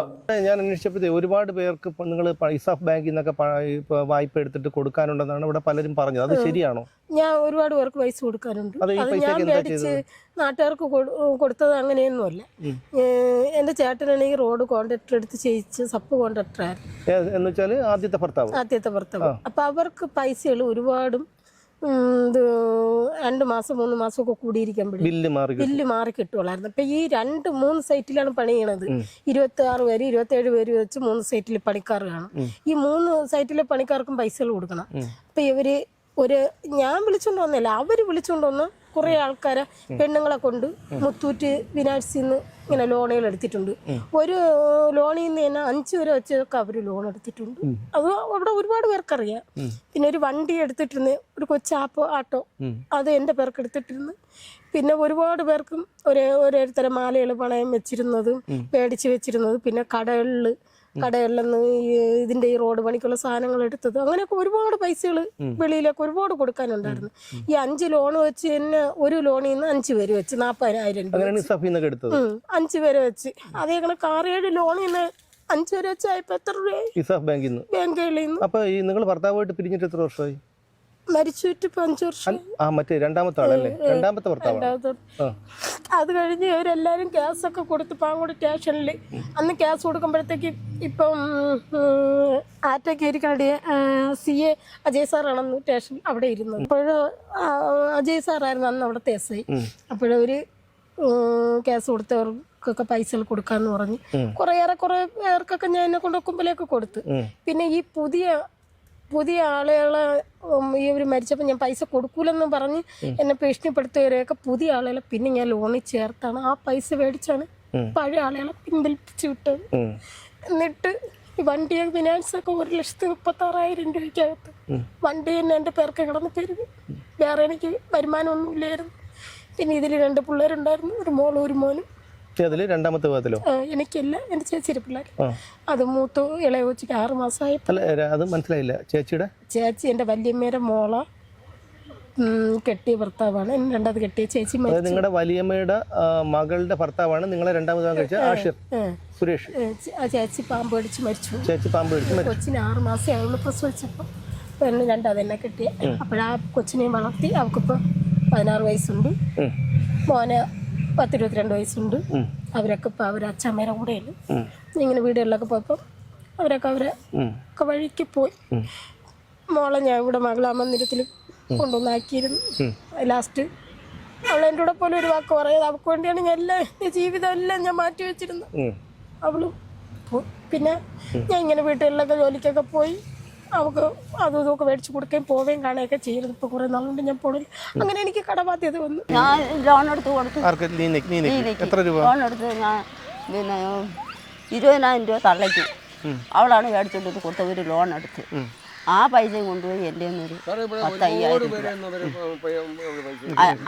രൂപ എൻ്റെ കടവും എടുത്തു. അന്ന് ഇന്ന് തൊട്ട് ആ പൈസ മൊത്തത്തിൽ ഞാൻ അടക്കും. 1.5 ലക്ഷം രൂപയ്ക്ക് വിളിച്ചിട്ട് ഫോൺ എടുക്കുന്നില്ലേ? എടുക്കൂല. ഈ നാട്ടിലുണ്ടെങ്കിലല്ലേ സാറേ എടുക്കുള്ളൂ. എൻ്റെ വീട്ടിൽ ഒന്ന് കാണുന്നു സാറ്. ഒരു കാലും മുറിച്ച് എൻ്റെ ഭർത്താവ് ഞാൻ ഇറങ്ങി തെണ്ടിയാണ് ഞാൻ ലോൺ അടയ്ക്കണം. നിങ്ങൾക്ക് എടുത്തു കൊടുത്ത ഒരു പൈസ തിരിച്ചു തന്നിട്ടില്ല? അടച്ചതും അവിടെ അടഞ്ഞതും ഇല്ല, കിട്ടിയതും ഇല്ല. ഇന്നും അവർ വന്നുകൊണ്ടിരിക്കുന്നു. 3-4 ലോൺ എനിക്ക് പെട്ടിക്കാൻ കിടക്കണം. ഞാൻ അടയ്ക്കണം. രസീതും ഇല്ല, തുണ്ടും ഇല്ല, ഒന്നുമില്ല. എനിക്ക് നല്ല 40,000 രൂപ, ഒരു സ്ഥലത്തിന് 27 രൂപ. ഇതുവരെയ്ക്കും പൈസ അടച്ചിട്ടില്ല. അവള് 32 ചിട്ടിക്ക് അടച്ചിട്ടുണ്ട് ആദ്യം എടുത്ത ലോണ്. ആ ബാനിസ്റ്റർ പിന്നെ എടുത്തിട്ടില്ല. 75 ലോണാണ് അടയ്ക്കാനുള്ളത്. 75 ലോണാണ് അടയ്ക്കാൻ. 75,000 രൂപയോ? ഇല്ല, ഒരാഴ്ച തോറും 800 രൂപ വെച്ച് അടയ്ക്കണം. 800 രൂപ വെച്ച് അടയ്ക്കണം. 75 ആഴ്ച അടയ്ക്കണം. ഞങ്ങൾക്കതിന് നിവർത്തിയില്ല. അവളെ മാപ്പിള ഒരു രോഗി, 2 അറ്റാക്ക് വന്നു. പണിക്കൊന്നും പോവാൻ വയ്യ. അവളുടെ യഥാർത്ഥ ഭർത്താവിനെ കളഞ്ഞിട്ട് വേറൊരു ഭർത്താവിൻ്റെ കൂടെ പോവുകയും ഈ 3 കുട്ടികളെ ഉപേക്ഷിച്ച് പോയി. കുട്ടികളെ 3 പെൺകുട്ടികളാണ്. 3 പെൺകുട്ടികളാണ്. ഉപേക്ഷിച്ചിട്ടാണ് പോയത്. ചെറിയ കുഞ്ഞുങ്ങളെ ഉപേക്ഷിച്ചാണ് പോയത്. അവളുടെ അമ്മയും അവളുടെ അച്ഛനും കൂടെയാണ് ആ കുട്ടികളെ വളർത്തി പഠിപ്പിച്ച് മൂത്ത കുട്ടി ഡിഗ്രി വരെ എങ്ങാണ്ട് പൊയ്ക്കൊണ്ടിരുന്നപ്പോൾ അത് വേറെ ഒരു പയ്യനുമായിട്ടൊക്കെ ഇഷ്ടപ്പെട്ടു പോയി. അടുത്ത ഇളയ 2 കുട്ടികളെയും അവർ പഠിപ്പിച്ച് +2 ഒക്കെ പോയ കുട്ടികളാണ്. അതെ. ഒരു കുട്ടികളെയും വിവാഹം കഴിച്ചില്ല. അവരെ സ്വന്തം ഇഷ്ടത്തിന് ഓരോരുത്തരും അവര് ഈ അമ്മ ഈ കുട്ടികളെ സംരക്ഷിച്ചിട്ടില്ല പിന്നീട്? ഇല്ല. അതിന് ശേഷം കുറേ കാലം കഴിഞ്ഞ് ഈ 2ാമത് പോയ ഭർത്താവ് മരിച്ചപ്പോൾ അച്ഛൻ്റെ വീട്ടിൽ വരികയും അച്ഛൻ അതിനെ സ്വീകരിക്കുകയൊക്കെ ചെയ്തു. അങ്ങനെ കുറച്ച് നാൾ ഇവിടെ നിന്നപ്പോഴാണ് കുറേ കടബാധ്യതകളൊക്കെ ആളുകളെ നിന്ന് വാങ്ങി വീണ്ടും ഇവിടെ നിന്ന് നാട് വിട്ടു പോയത്. അതായത് ആൾക്കാരുടെ നിന്നൊക്കെ പണം വാങ്ങിയിട്ടുണ്ട്. അപ്പം അവർ പറയുന്നത് അവരുടെ 2ാമത്തെ ഭർത്താവിൻ്റെ പിന്നെ ബിസിനസ്സിന് വേണ്ടി അയാൾ കടം വാങ്ങിപ്പിച്ചതാണെന്നാണ് അവർ പറയുന്നത്. ഒന്നുമില്ല. അയാൾ കടം വാങ്ങിയതൊന്നുമില്ല. അയാൾ റോഡിൻ്റെ ടാറിൻ്റെ അങ്ങനെ പറഞ്ഞത് അയാളുടെ കാശുണ്ട്. ഇല്ല ഇല്ല, അങ്ങനെയൊന്നുമില്ല. ഈ പണമൊക്കെ അവരെന്താ ചെയ്തത്? അത് എന്ത് ചെയ്തെന്നൊന്നും നമുക്കറിയില്ല. അത് ആൾക്കാർ അയൽപക്കക്കാരെന്ന് ഒരുപാട് പേരെ പാവപ്പെട്ട ഇവർക്കാലും ഒരുപാട് പാവപ്പെട്ട ആളുകളെ നിന്നാണ് പൈസ വാങ്ങിയത്. അവളുടെ മകള് ഇന്നലെ എന്നെ കണ്ടിരുന്നു. ഞങ്ങൾക്ക് വേണ്ടിയിട്ട് മാമിക്ക് അറിയാമല്ലോ, 1 രൂപ അമ്മ ചിലവാക്കിയിട്ടില്ല. ഞങ്ങളമ്മ ഈ വലിച്ചു വെക്കണ കടമൊന്നും ഞങ്ങളെ കൊണ്ട് തീർക്കാൻ പറ്റൂല. അവർക്ക് ചെറിയ കുഞ്ഞുങ്ങളൊക്കെ ഉണ്ട്. ഓരോ കുഞ്ഞുങ്ങൾ ഉണ്ട്. മൂത്ത ആൾക്ക് 2 കുഞ്ഞുണ്ട്. അതിൻ്റെ ഇളയവർക്ക് 2 പേർക്കും ഓരോ കുഞ്ഞുങ്ങളുണ്ട്. അവിടെ ഏതെങ്കിലും ഒരു ഡോക്ടറുടെ കടം വാങ്ങിച്ചിട്ടുണ്ടായിരുന്നു? 45,000 രൂപ? ഇല്ല, ഡോക്ടറെ കടം മേടിച്ചു. ഡോക്ടർ ഇന്നലെ എന്നെ വിളിച്ചിരുന്നു. എന്റെ മോക്ക് പല്ല് വെച്ചതാണ്. 36,000 രൂപയ്ക്ക്. ബാക്കി പൈസ കൊടുത്ത് 20,000 രൂപ കൊടുക്കണം. ആ ഡോക്ടർ ഇന്നലെ എന്നെ വിളിച്ച് ഈ മാസം ലാസ്റ്റ് ഞാൻ അടുത്ത മാസം 1-ാം തീയതി കൊടുക്കുമെന്ന് പറഞ്ഞു. പതിയെന്നും പറഞ്ഞു. പല്ല് വെച്ചാണ് കടം കൊടുക്കാനുള്ളത്. ഡോക്ടർ നമ്മളെ പരിചയമുള്ള ഡോക്ടറാണ്, ചുള്ളിമാനൂരുള്ള ഡോക്ടറാണ്. അല്ലാതെ ഈ വിഷയമായിട്ട് ബന്ധപ്പെട്ട് ഇപ്പം നിങ്ങൾ പരാതി കൊടുത്തു. അപ്പം നിങ്ങൾക്ക് പിന്തുണയായിട്ട് നിൽക്കുന്നത് ആരാണ്? പിന്തുണയായിട്ട് നിൽക്കുന്നത് നിങ്ങളെപ്പോലുള്ള ഒരു അഗതിയായിട്ടുള്ള ഒരാൾക്ക് പറ്റുമോ അങ്ങനെ ഒറ്റയ്ക്ക് പോവാൻ? ഞാൻ ഒരു സംഘടനയിലെ ഒരു സാറുമായിട്ടൊക്കെ സംസാരിച്ചാണ്. ഏത് സംഘടന? SC/ST സംഘടന. പേരെന്താ സാറിന്റെ? അനിൽകുമാർ. സാറുമായിട്ട് സംസാരിച്ചു. ഇല്ലെങ്കിൽ അവരെന്നെ പെടുത്തും. അവരെന്നോട് പറഞ്ഞു അവരെന്നെ പെടുത്തുമെന്ന്. അവരെന്നെ അവർ വിചാരിച്ചാൽ അങ്ങനെ പെടുത്താൻ പറ്റില്ലല്ലോ. കാരണം നമ്മളിവിടെ നിയമ സംവിധാനം ഉണ്ടല്ലോ. നമുക്ക് ഇപ്പൊ പ്രത്യേകിച്ച് നിങ്ങൾ അവർക്ക് വേറെ ജോലിക്കാരെ കിട്ടാത്തതുകൊണ്ട് ഞാൻ തന്നെ ജോലിക്ക് വേണമെന്ന് അവർ എത്രയും കട്ടായം പിടിച്ച് ഒരു ഭാര്യമാരെ അടുത്ത് ഭർത്താക്കന്മാര് സംസാരിക്കുമ്പോൾ രാത്രി അവരെന്നെ ഫോൺ വിളിച്ച് സംസാരിക്കണത് എന്തുമാത്രം കോളൊക്കെ നിങ്ങളുടെ ഇതിലുണ്ടോ? റെക്കോർഡിംഗ് ആണോ? റെക്കോർഡിംഗ് ആണ്. അവരവിടെ ആയിരുന്നാലും വിളിച്ച് സംസാരിക്കുന്ന റെക്കോർഡിംഗ് എല്ലാം നിങ്ങളുടെ ഉണ്ടല്ലോ. റെക്കോർഡിംഗ് ഉണ്ട്. എന്നിട്ട് അവര് എന്തെങ്കിലും അവർക്ക് ദേഷ്യം വരുമ്പോ അവര് കസാര വലിച്ചെറിയുക, അവര് വായിൽ കൊള്ളാത്ത ചീത്തകൾ വിളിക്കുക എന്ന് പറഞ്ഞാൽ ഏറ്റവും കൂടുതൽ ഇവർ എന്നെ വെച്ച് മുതലെടുത്തെന്ന് പറയുമ്പോഴത്തേക്ക് ഞാൻ ആദ്യമായിട്ട് ഈ കേസ് കഴിഞ്ഞ് വന്നത് ഇവരെ വീട്ടിലാണ് വന്നത്. അപ്പം എനിക്ക് ഈ കേസോട് കൂടിയ പോലീസുകാർ എനിക്ക് ഉറപ്പായിട്ടും എനിക്ക് പേടിയായിരുന്നു. അപ്പം ഞാൻ വന്നപ്പോൾ ഒരു പോലീസുകാരൊന്നും ആയപ്പോൾ എനിക്ക് ഭയങ്കര പേടിയായിരുന്നു. പഴയ കേസായിരിക്കും അല്ലേ? അവിടെ ഒരു രാത്രി ഫുള്ളും ഇരുന്ന ഇവരെ കൂടെ കണ്ടപ്പോൾ എനിക്ക് ഭയങ്കരമായിട്ട് പേടിയായിരുന്നു. അങ്ങനെ ഞാൻ ഓഫീസിൽ വിളിച്ചു പറഞ്ഞു എന്നെ കൊണ്ട് പറ്റൂല, എനിക്ക് ഭയങ്കര വിറയിലൊക്കെ ഞാൻ പോകണം. അപ്പോൾ അവർ പറഞ്ഞു കുഴപ്പമില്ല. അങ്ങനെ ഞാൻ അന്ന് രാത്രി തന്നെ ഇവരോട് എൻ്റെ സത്യാവസ്ഥ പറഞ്ഞു. എൻ്റെ വീട്ടിൽ പോകാൻ പറ്റൂല, എൻ്റെ അച്ഛനെ കാണാൻ പറ്റൂല, അമ്മയെ കാണാൻ പറ്റൂല, ഈ പിള്ളേരാരെയും കാണാൻ പറ്റൂല, എനിക്ക് ഇന്ന കണക്ക് പ്രശ്നങ്ങളുണ്ട്, എനിക്ക് ഒരു കേസുണ്ട്, മേഡം ഇനി എന്നെ നിർത്താൻ നിങ്ങൾക്ക് താല്പര്യം ഉണ്ടെങ്കിൽ മാത്രമേ ഞാൻ നിൽക്കുള്ളൂ. ഈ 10 പൈസ നിങ്ങൾ അവരുടെ കടമൊന്നും വാങ്ങിച്ചിട്ടില്ല? ഞാൻ പൈസയൊന്നും കടം മേടിച്ചിട്ടില്ല. എൻ്റെ അക്കൗണ്ടിൽ അവർ 1 രൂപ പോലും എനിക്ക് തന്നിട്ടില്ല. അങ്ങനെ ഇപ്പൊ അവര് കുറെ ഭീഷണിപ്പെടുത്തിയേക്കണ് എന്നെ. ഈ സംഘടനയുടെ നേതാക്കളൊക്കെ എന്താ പറയുന്നത്? സംഘടന നേതാക്കള് നമ്മള് കേസ് കൊടുത്തേക്കില്ല. എന്നെ ഇപ്പൊ DSP ഓഫീസിൽ നിന്ന് വിളിച്ച് മൊഴിയെടുത്ത് ഇനിയിപ്പോ മണ്ണന്തല സ്റ്റേഷനിലോട്ട് അയക്കാന്ന് പറഞ്ഞു. നമ്മള് 4-5 സ്റ്റേഷൻ മണ്ണന്തല വരും. പിന്നെ വേറൊരു സംഘടന നേതാവ് ലേഡി ഉണ്ടെന്ന് പറഞ്ഞല്ലോ, അവരുടെ പേരെന്താ? ധന്യരാമ. അവരെന്താ പറഞ്ഞത്? അവര് നമ്മൾ നോക്കാന്ന് പറഞ്ഞു, സഹായിക്കാൻ നോക്കാം. ഇപ്പൊ നിങ്ങൾ കമ്മീഷൻ ഓഫീസിൽ പോയല്ലേ? അവിടെ അവര് കൂടെ വന്നിരുന്നു. ഇപ്പൊ എന്തായിരുന്നാലും നിങ്ങൾക്ക് നീതി കിട്ടട്ടെ എന്ന് നമുക്ക് പറയാം. എന്തായാലും സത്യം വിജയിക്കും, സമാധാനിക്കും കേട്ടോ. എനിക്ക് അത്ഭുതം അതല്ല, നിങ്ങൾ ഈ ഒരു 11 മാസം നിങ്ങളിത് സഹിച്ചു നിന്നു എന്നുള്ളതാണ്. മുക്കുപണ്ടം പണയം വെച്ച കേസിൽ ജയിലിലായ നീനയെ ജാമ്യത്തിലിറക്കിയതിനു ശേഷം അവരെ കണ്ടിട്ടില്ല എന്നാണ് അച്ഛനമ്മമാർ പറയുന്നത്. മഞ്ജുവിൻ്റെ പക്കൽ നിന്ന് പണം കടം വാങ്ങിയിട്ടില്ലെന്ന് നീന പറയുന്നു. എന്നാൽ നീനയുടെ മകൾ പറയുന്നത് മഞ്ജുവിൻ്റെ ഭർത്താവ് 50,000 രൂപ തൻ്റെ പേരിൽ അയച്ചു തന്നിട്ടുണ്ട് എന്നാണ്. നീനയുടെ അച്ഛനമ്മമാർക്കും മക്കൾക്കും പറയാനുള്ളത് ഇതാണ്. ഈ 3 കുട്ടികളെ ഉപേക്ഷിച്ചിട്ട് അങ്ങനെയല്ലേ സംഭവിച്ചത്? 3 കുട്ടികളെ നോക്കിയിട്ടില്ല. 3 കുട്ടികളെ നോക്കിയില്ല. 3 കുട്ടികളെ ഞങ്ങൾ 2 എണ്ണത്തിനെ ഏൽപ്പിച്ചിട്ട് പാങ്ങോട്ട് സ്റ്റേഷനിൽ വെച്ചാണ് ഏൽപ്പിക്കുന്നത്. ഏൽപ്പിച്ചിട്ട് അവരങ്ങ് പോകും. ഈ പഠിപ്പിക്കാനും കുട്ടികളെ വിവാഹം കഴിപ്പിക്കാനും ഒക്കെ അവർ പൈസ തന്നിരുന്നോ? അങ്ങനെയൊന്നും സംഭവിച്ചിട്ടില്ല. വിവാഹം കഴിപ്പിച്ചയക്കാനും ഒന്നും തന്നിട്ടില്ല. ഞങ്ങൾ കഷ്ടപ്പെട്ട് തന്നെയാണ് വളർത്തിയതും. നിങ്ങൾ അപ്പനും അമ്മയും ഈ നിമിഷം വരെ ഞങ്ങളുടെ ഇതിൽ തന്നെയാണ്, നിയന്ത്രണത്തിൽ തന്നെയാണ് പോകുന്നത്. അവർക്ക് ഇഷ്ടപ്പെട്ട് അവരെ വളർത്തി, അവരെ വിദ്യാഭ്യാസം ചെയ്യിച്ച് ഒരുപാട് പഠിപ്പിക്കാനായിട്ടൊക്കെ ഒരുപാട് കഷ്ടപ്പെട്ട് ഞങ്ങൾ പഠിപ്പിച്ചു. അവർ കേസായി മുക്കോണ്ട മണയം വെച്ചെന്നും പറഞ്ഞുകൊണ്ട് സ്റ്റേഷനിൽ, നെടുമങ്ങാട് സ്റ്റേഷനിൽ അവരെ കൊണ്ടുവന്ന് അങ്ങനെ ഞങ്ങൾ അറിഞ്ഞു. ഞാനും തള്ളയും കൂടെ അവിടെ നിന്ന് പോയി 2 കരിന്തീര് എൻ്റെ പെങ്ങളെയും എൻ്റെ ഭാര്യയെയും കരിന്തീര് വെച്ച് ജാമ്യത്തിലിറങ്ങി അന്ന് കണ്ടവയാണ്. പിന്നെ കണ്ടിട്ടേ ഇല്ല. ഇവിടെ വിളിക്കുക, നിങ്ങൾക്കൊന്നും തരികയും മക്കൾക്കൊന്നും തരികയും ഒന്നും ചെയ്തിട്ടില്ല. അങ്ങനെയൊന്നും ഒരു സംഭവമില്ല. ഇവിടെ വരുന്നതുമില്ല. പുള്ളിക്കാർ ഇവിടെ എന്താ വരാത്തത്? വരാത്തതെന്ന് പറയുമ്പോൾ ഇവിടെ ഒരുപാട് പേരുടെ നിന്നൊക്കെ പൈസകൾ അവർ ലോണായിട്ട് പലരുടെ കയ്യിൽ നിന്നും മേടിച്ചിട്ടുണ്ട്. പിന്നെ അതെന്താ ആ പഴയ പൈസയൊക്കെ എന്തിനാണ് എടുത്തത്? അവർ പറയുന്നത് എന്തിനാണ് എടുത്തതെന്ന് എന്നോട് കുട്ടികളെ പഠിപ്പിക്കാനാണെന്നൊക്കെയാണ് പറഞ്ഞത്, നമ്മളോട് പറഞ്ഞത്. അങ്ങനെയൊന്നും ഉണ്ടായിട്ടൊന്നും ഇല്ലല്ലേ? അപ്പോൾ അവർക്കൊക്കെ കൊടുക്കാനുള്ള പൈസയ്ക്ക് വേണ്ടിയിട്ട് നിങ്ങൾ കൊണ്ടുവന്നൊരു പരാതി ഞാൻ പറഞ്ഞിട്ടില്ലേ? നിങ്ങൾ കൊണ്ടുപോയി കേസ് കൊടുക്കാൻ പറഞ്ഞ് പോലീസുകാർ അന്വേഷിച്ച് പിടിക്കട്ടെ. പിടിച്ചെന്താണെന്ന് വെച്ചാൽ അവർ ചെയ്യട്ടെ. അല്ല ഇതിൽ നിങ്ങൾക്ക് ഞങ്ങൾ തരാനൊന്നും യാതൊരു നിവൃത്തിയില്ല എന്ന് പറഞ്ഞു. എൻ്റെ വസ്തു തന്നെ ഇപ്പം 3 ലക്ഷം രൂപയ്ക്കാതെ പണയമാണ്. ബാങ്കിൽ കൊണ്ടുവന്ന് കച്ചവടം നടത്താനായിട്ട് 3 ലക്ഷം രൂപ എടുത്ത്, അതും ഇപ്പം 3 ലക്ഷം 4 ലക്ഷം 5 ലക്ഷം കൊണ്ടായിരുന്നു ലോൺ എടുത്തതല്ലേ? ആർക്ക്? ഇദ്ദേഹത്തിന് എടുത്തു, ഈ പുള്ളിക്കാരിക്ക് എടുത്തു. ഇവിടെ ഇരുന്ന് കച്ചവടം ചെയ്യാൻ വേണ്ടി നിങ്ങൾ എടുത്ത് ഇപ്പം അത് ജപ്തിയായി കിടക്കുകയാണ്. അതും ജപ്തിയായി. ഈ കുട്ടികളും ഇന്നും ഞങ്ങളാണ് നോക്കണം. അവർ കഷ്ടപ്പെട്ട് അവരെ ഭർത്താക്കന്മാർ പോലും ഇന്ന് അവരെ സംരക്ഷിക്കുന്നില്ല. ആ സ്ഥിതിയാണ്. അവരിഷ്ടപ്പെട്ട് ഇറങ്ങിപ്പോയി, അവരിന്ന് കൂടെ ഉണ്ട്. പക്ഷേ അവരുള്ളത് ഭാര്യ എന്നുള്ള നിലയ്ക്ക് ഒരു പെൺകുട്ടിയാണെന്നും പറഞ്ഞിട്ട് വന്ന് കിടക്കുന്നതല്ലാതെ 10 പൈസയുടെ ഉപയോഗം അവനെയൊക്കെ കൊണ്ടില്ല. അത് ആ രീതിയിൽ പോകും. സത്യം പറഞ്ഞു കഴിഞ്ഞാൽ നീനയെ കുറിച്ചുള്ള ഒരു യാഥാർത്ഥ്യം പറയാനാണ് ഞങ്ങൾ ഇവിടെ വന്നത്. ഇവിടെ വന്നപ്പോൾ തന്നെ സങ്കടം തോന്നുന്നു. ഈ അച്ഛൻ്റെയൊക്കെ ഇവിടെയുള്ള നാട്ടുകാർക്ക് മനുഷ്യനാണ്. ആ മനുഷ്യന് ഇപ്പോഴും ജീവിക്കുന്ന ഒരു കാര്യം, മകൾക്ക് ലോൺ എടുത്ത് കൊടുത്തത് ഇപ്പോൾ ജപ്തിയായി. അദ്ദേഹത്തിന് എണീറ്റ് നിൽക്കാനുള്ള ആവതില്ല മനുഷ്യന്. ജപ്തി നോട്ടീസ് കൊണ്ടൊന്നും ഒട്ടിക്കാൻ റോഡ് പണിക്ക് പോയിട്ട് കിട്ടിയ പൈസ ഇറങ്ങി കൊടുക്കണമെന്ന് ഞങ്ങൾക്ക് തന്നെ അറിയാൻ പറ്റുന്ന സ്ഥിതിയാണ്. അത്ര ഗതികെട്ടിരിക്കുവാണ്. അവിടെ നിന്ന് ആരെങ്കിലും നിങ്ങൾക്ക് പൈസ അയച്ചു തന്നിട്ടുണ്ടോ? ഇല്ല. നിങ്ങളുടെ പേരിലൊന്നും പൈസ? നിത്യദാസരാണ് പൈസ അയച്ചു. ഒരു ബാങ്കിൽ അടയ്ക്കാനെന്നും പറഞ്ഞ് 50,000 രൂപ ഇട്ട് തന്നിട്ടുണ്ട്. 50,000 രൂപ ഇട്ട് തന്നിട്ടുണ്ട്.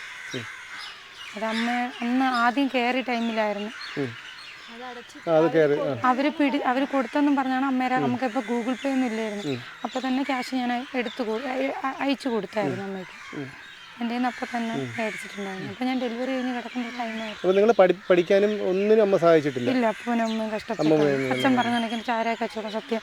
ആ മുക്കിയിരുന്ന കടയായിരുന്നു ഞങ്ങൾക്കുള്ള. അച്ഛനും അമ്മയും കഷ്ടപ്പെട്ട് തന്നെ ഞങ്ങളെ 3 മക്കളെയും പഠിപ്പിച്ചത്. അതായത് ഇവർ നിങ്ങളെ ഈ വിളിക്കുന്നില്ലെന്ന് നമുക്കും അറിയാം, അമ്മ വിളിക്കുന്നില്ല എന്നാലും നമുക്കും അറിയാം. പക്ഷേ ഈ ഒരു തവണ വിളിച്ചപ്പോഴത്തേക്കും ഈ ഇപ്പം നിൽക്കുന്ന വീട്ടിൽ നിന്ന് മോശമായിട്ടുള്ള ഒരു പെരുമാറ്റം ഉണ്ടായിട്ടെന്ന് ഒരിക്കലും ഇവർ പറഞ്ഞിട്ടില്ലല്ലോ? ഇല്ല, പറഞ്ഞിട്ടില്ല. അവിടെ സ്വർഗ്ഗമാണ്, സ്വന്തം വീട് പോലെയാണെന്ന് പറഞ്ഞു. ഒരു 3 മാസം മുമ്പൊക്കെ ഒന്നും പറഞ്ഞിട്ടൊന്നുമില്ല. മോശം രീതിക്ക് പറഞ്ഞിട്ടില്ല. നീന ഞങ്ങളുടെ ക്യാമറയ്ക്ക് മുന്നിൽ പറഞ്ഞത് ശരിയാണോ എന്നറിയാനാണ് ഞാൻ ഭരതന്നൂരിലെ വീട്ടിലെത്തിയത്. എന്നാൽ അവിടെ കണ്ട കാഴ്ച കരളലിയിപ്പിക്കുന്നതായിരുന്നു. നീനയുടെ മക്കൾക്ക് ഇനിയും സമൂഹത്തിലിറങ്ങി ജീവിക്കണം. അവർക്ക് എവിടെയെങ്കിലും ജോലി ചെയ്താൽ മാത്രമേ ജീവിതം മുന്നോട്ട് പോകൂ. അതുകൊണ്ട് തന്നെ ആ കുട്ടികളുടെ മുഖം ഞങ്ങൾ മറച്ചു പിടിക്കുന്നു. ഇപ്പോൾ താൻ മൺവിളയിലുള്ള രതീഷ് എന്ന് പറയുന്ന ഒരു ബന്ധുവിൻ്റെ വീട്ടിലാണെന്നും തന്നെ കാണാതായപ്പോൾ മഞ്ജു അവിടെ എത്തിയെന്നും നീന പറയുന്നു. രതീഷിന് പറയാനുള്ളത് ഇതാണ്. താങ്കളുടെ പേരെന്താണ്? എൻ്റെ പേര് രതീഷ് എന്നാണ്. രതീഷ്. പിന്നെ ബിനു എന്ന് പേരില്ലേ? ബിനു എന്നും പേരുണ്ട്. ബിനു എന്നാണ്. ഇതാരാണ്? എനിക്ക് അറിയാം, എൻ്റെ ഒരു അകന്ന ബന്ധുവാണ്. എൻ്റെ അച്ഛൻ്റെ നാട് മൈലമൂട്ടിലാണ്, ഭരതന്നൂരും മൈലമൂട്ടും അടുത്തടുത്താണ്. അങ്ങനെ എനിക്കറിയാം. എൻ്റെ ഇവിടെ രണ്ടാമത് കിട്ടിയ ഭർത്താവ് എൻ്റെ ഒരു അകന്ന ബന്ധുവാണ്. പിന്നെ ഞാൻ വർഷങ്ങളായിട്ട് അവരെ അറിയാം. അപ്പോൾ ഈ ഒരു വിഷയമായതിനു ശേഷമാണോ താങ്കളെ വീണ്ടും ബന്ധപ്പെട്ടത്? ഈ വിഷയത്തിന് മുമ്പേ എനിക്കറിയായിരുന്നു. അല്ല, അറിയുന്നല്ല, കൂടുതൽ ബന്ധപ്പെട്ടപ്പോൾ താങ്കളാണല്ലോ ഒരു പരാതിയുമായിട്ടൊക്കെ ഇവർക്ക് സഹായിക്കാൻ. അപ്പം ഇവർ വന്ന് 3 മാസത്തിന് മുമ്പേ എൻ്റെ വീട്ടിൽ ഇവർ 2 മക്കളും ഇവരെല്ലാം കൂടി വാടകയ്ക്ക് എടുത്ത് നിങ്ങളുടെ വീട്, എൻ്റെ വീട് എടുത്തു അവർ താമസിച്ചിരുന്നു. ഈ കുട്ടികളെ കാണാനും നോക്കാനായിട്ടാണ് എൻ്റെ വീട്. അപ്പം എൻ്റെ അടുത്ത് ചോദിച്ചിരുന്നു ഞാൻ വീട്. ആരുടെ വീട്? ആരുടെ മക്കൾ? ഇവരുടെ മക്കൾ വന്ന് താമസിച്ചിട്ടുണ്ട്. താമസിച്ച ശേഷം ഒരു 3 മാസം താമസിച്ച് അവർ ഭർത്താക്കന്മാരായിട്ട് കണക്ക് വരുന്നു. അവർ വന്ന് മിണ്ടി സംസാരിച്ചു. ഞാൻ തന്നെ കുഞ്ഞുങ്ങളായതുകൊണ്ട് നിങ്ങൾ നല്ല കൊച്ചും പ്രായത്തിലെ ജീവിതങ്ങൾ പോകണ്ട വിട്ടു. അവരെ സാധനങ്ങൾ ഇപ്പോഴും അവിടെ ഇരിപ്പുണ്ട്. ആ കുഞ്ഞുങ്ങളുടെ സാധനങ്ങൾ അവിടെ ഇരിപ്പുണ്ട്, ഇവരുടെ സാധനങ്ങൾ ഇരിപ്പുണ്ട്, കുറച്ച് സാധനങ്ങൾ വസ്ത്രങ്ങളൊക്കെ ഇരിപ്പുണ്ട്. എൻ്റെ അമ്മ ഒരു വയ്യാത്ത അമ്മയാണ്. ഞാൻ അവിടെ അല്ല താമസിക്കുന്നത്. ഞാൻ കുടുംബമായിട്ട് ഞാൻ കല്ലമ്പള്ളിയിലാണ് താമസിക്കുന്നത്. കല്ലമ്പള്ളി. എൻ്റെ വീട് മന്മലയാണ്. അപ്പം അമ്മയ്ക്ക് ഒരു കൂട്ടായിക്കോട്ടെ, അപ്പോൾ നമുക്കൊരു 5,000 രൂപ ഒരു വാടക തരാമെന്ന് പറഞ്ഞിട്ടുണ്ട്. അതിൻ്റെ അടിസ്ഥാനത്തിൽ ഇവർ ഞാൻ അവിടെ താമസിപ്പിച്ചു. പിന്നെ ഞാൻ വല്ലപ്പോഴേക്കും അവിടെ വരാറുള്ളൂ. അപ്പോൾ എൻ്റെ അമ്മയ്ക്കൊരു കൂട്ടാവും. അങ്ങനെയാണ് ഞാൻ കൊടുത്തത് കൂടുതൽ. അങ്ങനെ ഞാൻ ഇപ്പോഴും ഒരു വീട്ടിൽ 10 ദിവസം ലീവുണ്ട്. ഇവരെ മക്കളെ വിളിച്ചിരുന്നു, കുഞ്ഞുങ്ങളെ കൊണ്ട് അവിടെ വരാൻ പറഞ്ഞിരുന്നു. അങ്ങനെ അവർക്ക് സന്തോഷമായിട്ടിരിക്കാൻ പിള്ളേർ വരാമെന്നും പറഞ്ഞു സംസാരിച്ച ശേഷമാണ് ഈ ക്രിസ്മസിൻ്റെ തലേ ദിവസം ഇവരോട്ട് ഈ സ്ത്രീ വിളിച്ചിട്ട് വളരെ മോശമായിട്ട് നിൻ്റെ വായിൽ പഴയിരുന്ന പിന്നെ ചവിട്ടി കയറി കളയും കൊന്നളയും വെട്ടി. അതെല്ലാം റെക്കോർഡ് ഉണ്ടല്ലോ അല്ലേ? അല്ല, അത് ഇവരെ ഫോണിലാണ് വിളിച്ചത്. എൻ്റെ അപ്പം ഞാൻ ചോദിച്ചത് എന്ത് പ്രശ്നം. അപ്പം ഞാൻ ഓട്ടോ ഡ്രൈവറാണ്. ഞാൻ വണ്ടി ഓടിച്ചിട്ട് തിരിച്ച് വന്നപ്പോഴത്തേക്കും എന്ത് വിഷമിച്ച് എന്താണ് കാര്യം. അപ്പോൾ ഇങ്ങനെ ഫോണിൽ കൂടി ഞാൻ സംസാരിച്ച് ഞാൻ കേട്ടു. അപ്പം ഞാൻ പറഞ്ഞു ഇതെന്ത് ഇങ്ങനെയൊക്കെ സംസാരിക്കണം ഒരു. അപ്പോൾ പറഞ്ഞ് താൻ ആരുമോ? ഞാൻ ഫോൺ വാങ്ങിച്ചു. മാഡം ഇങ്ങനെ സംസാരിക്കണം, വയറ്റിപ്പഴപ്പിന് വേണ്ടിയിട്ട് വന്നവരാണ്, നിങ്ങളിങ്ങനെ മോശമായിട്ടൊന്ന് പെരുമാറരുത്. നീ ആരും മറ്റോ മറിച്ച് നമുക്ക് ചോദിച്ചു. എൻ്റെ അടുത്ത് ഷൗട്ട് ചെയ്ത് സംസാരിച്ചു. എന്നിട്ട് ഇവർ ഞാൻ അവിടെ ഇല്ല, ഞാൻ കല്ലമ്പള്ളിയിലാണ് താമസിക്കുന്നത്. നമ്മൾ സാധാരണ ഇത്തരം വിഷയങ്ങളൊക്കെ വരുമ്പോൾ നമ്മൾ പോലീസിനെ സമീപിക്കുകയല്ലേ ചെയ്യേണ്ടത്? പിന്നെ ഒരു ഈ സമൂഹ മാധ്യമത്തിലൊക്കെ ഇങ്ങനെ കണ്ടു, അതുകൊണ്ടാണ് ഞാൻ നിങ്ങളെ ബന്ധപ്പെടാൻ കാരണം. പോലീസ് ഉദ്യോഗസ്ഥ ഒരു ഭയം കൊണ്ടായിരിക്കും ഒരു സംഘടനയായിട്ട് ബന്ധപ്പെട്ടത്. അങ്ങനെ ആയിരിക്കാം. അങ്ങനെ സംഘടനക്കാരാണ് അവർ കൊടുത്തല്ലേ? ആ സംഘടനക്കാർ ഇവരോട്ട് വിളിച്ച് സംസാരിച്ചു. മാഡം ഈ ചാനലല്ലേ ഈ മാഡമായിട്ട് സംസാരിച്ചു. മാഡമായിട്ട് സംസാരിച്ച ശേഷം അല്ല, ഞാൻ പറഞ്ഞ ചാനലിനെ ഇതുപോലുള്ളൊരു കാരണം അവരൊരു നമ്മളൊരു പരിഹരിക്കപ്പെടേണ്ട ഒരു വിഷയമാണെങ്കിൽ അത് പോലീസ് സ്റ്റേഷനിൽ പരിഹരിച്ചുകൂടായിരുന്നു. കംപ്ലൈന്റ് ഞങ്ങൾ കൊടുത്തിട്ടുണ്ട്. കംപ്ലൈന്റ് മനുഷ്യാവകാശ കമ്മീഷൻ പട്ടിക. അല്ല, ഞാൻ ചോദിച്ചത് ഈ ചാനലിൽ പോകാനുള്ള ഒരു മോട്ടീവ് എന്താണെന്നാണ് ഞാൻ ചോദിച്ചത്. ചാനലിൽ പരിചയമുള്ള ഈ സാറ് സംഘടനയിലെ ആൾ വിളിച്ചിട്ട് ചാനൽ അവർ പറഞ്ഞിട്ടാണ് ഇത് ഷൂട്ട് ചെയ്തത്. ഈ രേഖാമൂലം കാണിക്കണമെന്ന് പറഞ്ഞു. എന്ത് രേഖയാണ് കാണിച്ചത്? ഞങ്ങൾ പരാതി. താങ്കളുടെ പേരിൽ എന്തെങ്കിലും കേസുണ്ടോ? എൻ്റെ പേരിന് നേരത്തെ കേസുണ്ടായിരുന്നു. ജയിലിൽ കിടന്നിട്ടുണ്ടോ? ജയിലിൽ കിടന്നിട്ടുണ്ടോ? മ്യൂസിയം സ്റ്റേഷനിൽ കേസുണ്ടല്ലേ? മ്യൂസിയം സ്റ്റേഷനിൽ ഇല്ല. വേറെ എവിടെയായിരുന്നു? എനിക്ക് ശ്രീകാര്യം കിഴക്കൂട്ടം. എന്തായിരുന്നു അത്? എനിക്ക് അടിപിടി കേസ്. ഞാൻ പാർട്ടിക്കാരനാണ്, CPM പ്രവർത്തനം. ശരി. ഞാൻ കടമ്പള്ളിക്ക് വേണ്ടിയിട്ട് ഇലക്ഷൻ വർക്കിന് ഇറങ്ങി ഞാൻ വീഴുന്ന 1 കൊല്ലം കൊണ്ട് എൻ്റെ നടുവൊക്കെ പൊട്ടി. ഞാൻ കിടപ്പിലായി. 1 കൊല്ലം പൂർണ്ണമായിട്ടും കിടപ്പിലായി. അപ്പോൾ ഈ അടിക്കേസിലാണ് ജയിലിൽ കിടന്നത്? ജയിലിൽ. എത്ര ദിവസം കിടന്നിട്ടുണ്ട്? ചുരുക്കം ദിവസങ്ങളിൽ കിടന്നു. റിമാൻഡ് ആയിരുന്നോ ശിക്ഷാ കാലാവധി ആയിരുന്നോ? റിമാൻഡ്. ശിക്ഷയ്ക്കാനുള്ള കേസ് ആയിട്ടില്ല. പ്രശ്നം ഞാൻ ബാബാ സുരേഷിൻ്റെ ഒരു ഡ്രൈവറുമാണ്. ബാബാ സുരേഷിൻ്റെ ഡ്രൈവറാണ്. ഞാൻ പിന്നെ എല്ലാ വണ്ടിയും ഓടിക്കും, ടാക്സി അങ്ങനെ. പുള്ളിയുടെ പ്രത്യേകിച്ച് ഡ്രൈവറല്ല, എന്നെ എന്തെങ്കിലും ആവശ്യം വരുമ്പോൾ ഞാൻ അങ്ങനെ എനിക്ക് എല്ലാ സ്ഥലങ്ങളും പറയും. ഈ ശ്രീകാര്യം പോലീസ് സ്റ്റേഷനിൽ അല്ലാതെ വേറെ ഏത് സ്റ്റേഷനിൽ കേസുണ്ട്? ഇവിടെയൊക്കെ ഉള്ളൂ. ഇവിടെ ശ്രീകാര്യത്ത് മാത്രമേ ഉള്ളൂ. ഉള്ളവർ ചെന്നൊക്കെ പിടിച്ചാണോ, അല്ലാതെ എനിക്ക് വേറെ കേസ് പ്രത്യേകിച്ച്. ശരി. എന്തായാലും അതിൽ താങ്കളെ ഞാൻ അഭിനന്ദിക്കുന്നു. ഇത്രയും ഒരു താങ്കൾ ജീവൻ പണയം വെച്ച് നിൽക്കുന്നത്. ഈശ്വരനെ കഴിഞ്ഞ ആരും ഇല്ലല്ലോ. അതെ അതെ അതെ. ഇവര് ഈശ്വരനെക്കാളും വലുതല്ലല്ലോ. അത്രേ ഉള്ളൂ. അതുകൊണ്ട് ഞാൻ ഒരു മനസ്സാക്ഷിയിൽ ഇതൊന്നും ഇത് പ്രകടിപ്പിച്ചെന്നേ ഉള്ളൂ. ഇത് സഹായിച്ചതിന് എന്നെ കൊല്ലണമെന്നൊക്കെ പറഞ്ഞു. അതൊക്കെ ഒരു നമുക്ക് ഒരിക്കലും അംഗീകരിക്കാൻ പറ്റാത്ത കൊന്നളയും 10 ലക്ഷം നിനക്ക് മാറ്റി വെക്കും, നീ ആട്, നീ കടകംപള്ളിയിലെ ഗുണ്ടയുടെ പല ഭാഗങ്ങളിൽ നിന്ന് ഭീഷണി ഇങ്ങനെ വന്നിട്ട് വണ്ടി ഓടിച്ചിട്ട് തന്നെ 10-12 ദിവസം എനിക്ക് പേടിച്ചിട്ട് വല്ലാത്ത കഷ്ടം ഈ നാട്ടിൽ ജീവിക്കുന്നത്. അത് പിന്നെ കൊണ്ടാണ് ഇപ്പോൾ കമ്മീഷണർ ഓഫീസിൽ പോയത്. ചേട്ടൻ പോയി എന്നെ ഒരു പരാതി കൊടുക്കാനാണ് ചെന്നത്. അപ്പോൾ സാറില്ല കമ്മീഷണർ. ചേട്ടന് ഈ ഓട്ടോ ഓടിച്ച് നടക്കാൻ പേടിയില്ല ഇപ്പോൾ രാത്രിയൊന്നും? ഇതൊക്കെ വന്ന് അവർ ഇത്രയും ഇങ്ങനെ ഭീഷണിപ്പെടുത്തി ഇനി എങ്ങനെ കൊല്ലുമെന്ന് എനിക്ക് അറിഞ്ഞൂടാ. എനിക്ക് എന്തെങ്കിലും സംഭവിക്കണമെങ്കിൽ ഈ സ്ത്രീയാണ് ഉത്തരവാദി. ഈ പോലീസ് ഉദ്യോഗസ്ഥയാണ് ഇതിന് ഉത്തരവാദി. ഭയങ്കരമായിട്ടുള്ള മോശം വാക്കുകൾ ഉപയോഗിക്കുന്നു. അങ്ങ് ഷൗട്ട് ചെയ്ത് സംസാരിക്കുക. എന്നിട്ട് ഞാനും എന്നെ പലപ്പോഴും വിളിച്ചപ്പോൾ മാഡം എന്നെ വിളിക്കല്ലേ, നിങ്ങൾ എൻ്റെ വീട് വാടകയ്ക്ക് കൊടുത്തതേ ഉള്ളൂ, നിങ്ങൾ എന്നെ ശല്യം ചെയ്യണം, എനിക്ക് വണ്ടി ഓടിച്ച് ജീവിക്കണ്ടേ, മാഡം എപ്പോഴും എന്നെ വിളിച്ചുകൊണ്ടിരുന്ന. ഞാൻ മാന്യമായിട്ടാണ് അവർ സംസാരിച്ചത്. അവരടുത്ത് ഇതുവരെയ്ക്കും ഞാൻ എന്നെ വിളിക്കില്ലേ മാഡം, എന്നെ വിളിക്കില്ലേ എന്നാണ് ഞാൻ പറഞ്ഞോളൂ. ഞാനൊന്നും ചെയ്തിട്ടില്ല. പിന്നെ ഞാനൊരു കിടക്കാനൊരു തലചായ്ക്ക് ഒരു സ്ഥലം കൊടുത്തു. ചെയ്തതിൽ എനിക്ക് ഇനി ലോകത്തുനിന്നുള്ള. എന്തായിരുന്നാലും ഇത് ഇപ്പൊ സംഘടനക്കാരുണ്ടല്ലേ, സംഘടന അവരുടെ നിർദ്ദേശപ്രകാരം സംഘടനയുള്ള ആളാ. ഒരു സംഘടന നേരത്തെ അവർ സംഘടനയാണ് ST ഐക്യവേദി, മനുഷ്യാവകാശ സംരക്ഷണ സമിതി ഇതുകൊണ്ടാണ് എൻ്റെ മലയാളത്തിൻ്റെ ഉള്ളത്. അപ്പം അനിൽകുമാർ എന്നാണ്, ആറ്റിങ്ങിലാണ് ഇതിൻ്റെ ഓഫീസും കാര്യങ്ങളൊക്കെ.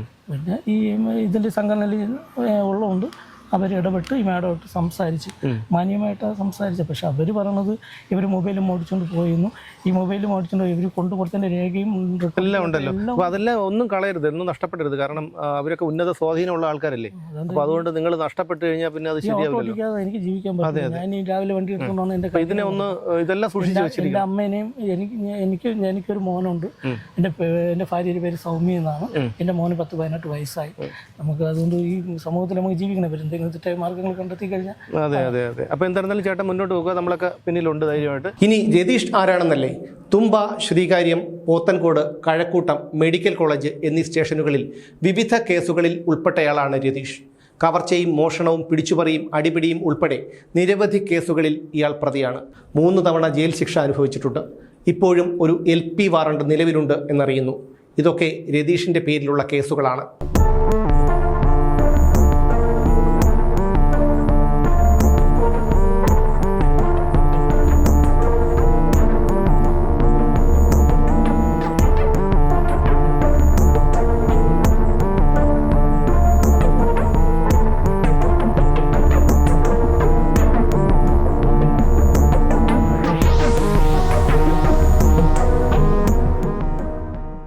ഈ സംഭവത്തിൻ്റെ യാഥാർത്ഥ്യം അറിയാനായി ഞാൻ മഞ്ജുവിനെ ബന്ധപ്പെട്ടിരുന്നു. എന്നാൽ അവർ പറഞ്ഞത് തൻ്റെ ഭർത്താവ് കാര്യങ്ങളെല്ലാം പറയുമെന്നാണ്. ജോലി സംബന്ധമായി അദ്ദേഹം ശബരിമലയിലാണ്. നീനയുടെ വീട് ജപ്തിയായെന്നും അതൊഴിവാക്കാൻ കുറച്ചു പണം കടമായി കൊടുത്ത് സഹായിക്കണമെന്നും തന്നോട് പറഞ്ഞത് മഞ്ജുവിൻ്റെ അമ്മയാണ്. അതനുസരിച്ച് താൻ നീനയുടെ മകൾക്ക് 50,000 രൂപ ഗൂഗിൾ പേ ചെയ്തു കൊടുത്തെന്നും മഞ്ജുവിൻ്റെ ഭർത്താവ് ജയകുമാർ പറയുന്നു. മാത്രമല്ല, തങ്ങൾ സിനിമ കാണാൻ പോകുമ്പോഴും പുറത്ത് ഭക്ഷണം കഴിക്കാൻ പോകുമ്പോഴുമൊക്കെ നീനയെയും കൂട്ടുമായിരുന്നു എന്നും നീനയെ വീട്ടിലെ ഒരു അംഗത്തെ പോലെയാണ് കണ്ടതെന്നും അദ്ദേഹം പറയുന്നു. ഏതോ തിയേറ്ററിൽ റിക്ലൈനറിലിരുന്ന് തൻ്റെ മകളോടൊപ്പം സിനിമ കാണുന്ന നീനയുടെ ചിത്രവും അദ്ദേഹം ഞങ്ങൾക്ക് തന്നു. ഈ നീന എന്ന് പറയുന്ന ആള് എൻ്റെ വീട്ടിലെ ജോലിക്ക് നിൽക്കുന്ന ഒരാളാണ്. അവര് പുനലൂരുള്ള ഒരു ഏജൻസിയിൽ നിന്ന് ആണ് അവര് നമ്മുടെ വീട്ടിൽ വന്നത്. 2025 5-ാം മാസം മെയ് 24-ാം തീയതി ആണ് എൻ്റെ വീട്ടിൽ ജോലിക്ക് വരുന്നത്. മെയ് മാസം 24-ാം തീയതിയാണ് ജോലിക്ക് വരുന്നത്. അന്ന് തൊട്ട് ഈ 2026 ഡിസംബർ 22-ാം തീയതി വരെ എൻ്റെ വീട്ടിലുണ്ടായിരുന്നു. എൻ്റെ വീട്ടിലെ ഒരു അംഗത്തെ പോലെ ആയിരുന്നു ഇവര് നിന്നത് അവിടെ കഴിഞ്ഞത്. സാധാരണ 3 മാസത്തേക്കാണ് ഈ ഏജൻസി നമുക്ക് ആളിനെ തരുന്നത്.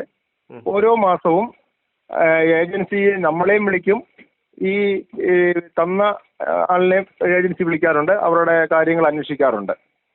എന്തെങ്കിലും പ്രശ്നങ്ങളോ അല്ലെങ്കിൽ എന്തെങ്കിലും പരാതികളോ ഉണ്ടെങ്കിൽ അപ്പം ബോധിപ്പിക്കാം. നമുക്കായാലും അവർക്കായാലും ബോധിപ്പിച്ചാൽ നമുക്ക് വേറെ ആളിനെ തരും.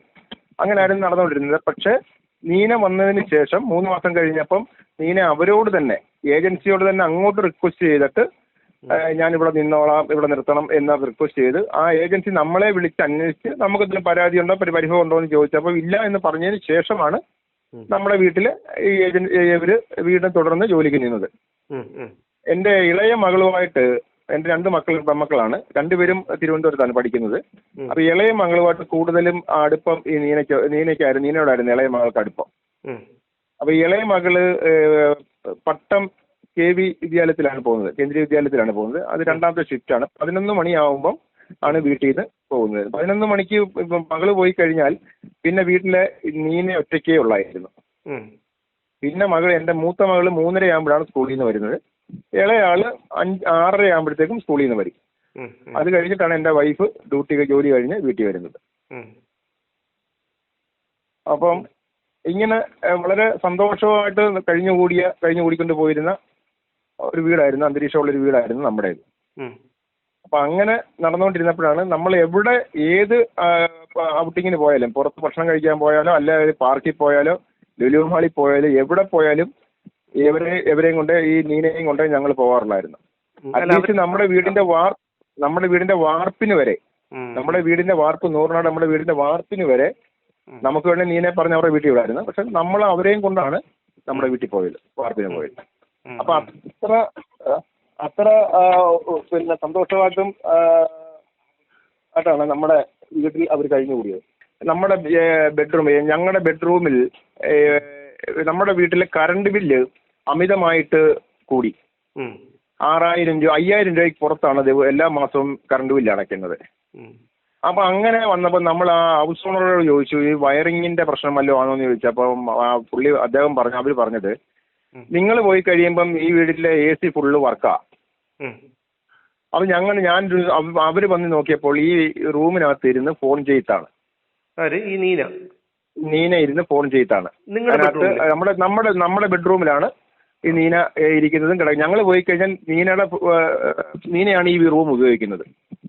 തന്നെയുമല്ല എൻ്റെ വൈഫിന്റെ ബെഡ്റൂമിൽ ഇരുന്ന് അലമാരിക്കകത്തിരിക്കുന്ന എൻ്റെ വൈഫിന്റെ ഡ്രസ്സുകളെല്ലാം എടുത്ത് ഇവരിട്ടിട്ട് ഫോട്ടോ എടുത്ത് വാട്സാപ്പിൽ കൂടെ ഓരോ ആൾക്കാർക്ക്, ഓരോ ആൺ സുഹൃത്തുക്കൾ ഇട്ട് കൊടുക്കുന്ന ഒരു രീതിയുണ്ട്. അത് നമ്മൾ അറിഞ്ഞ് അത് എൻ്റെ വൈഫ് അത് ചോദിക്കണ്ട എന്ന് പറഞ്ഞാൽ പോലും എനിക്കത് ചോദിക്കാതിരിക്കാൻ പറ്റിയില്ല. ഞാനത് ചോദിച്ചു.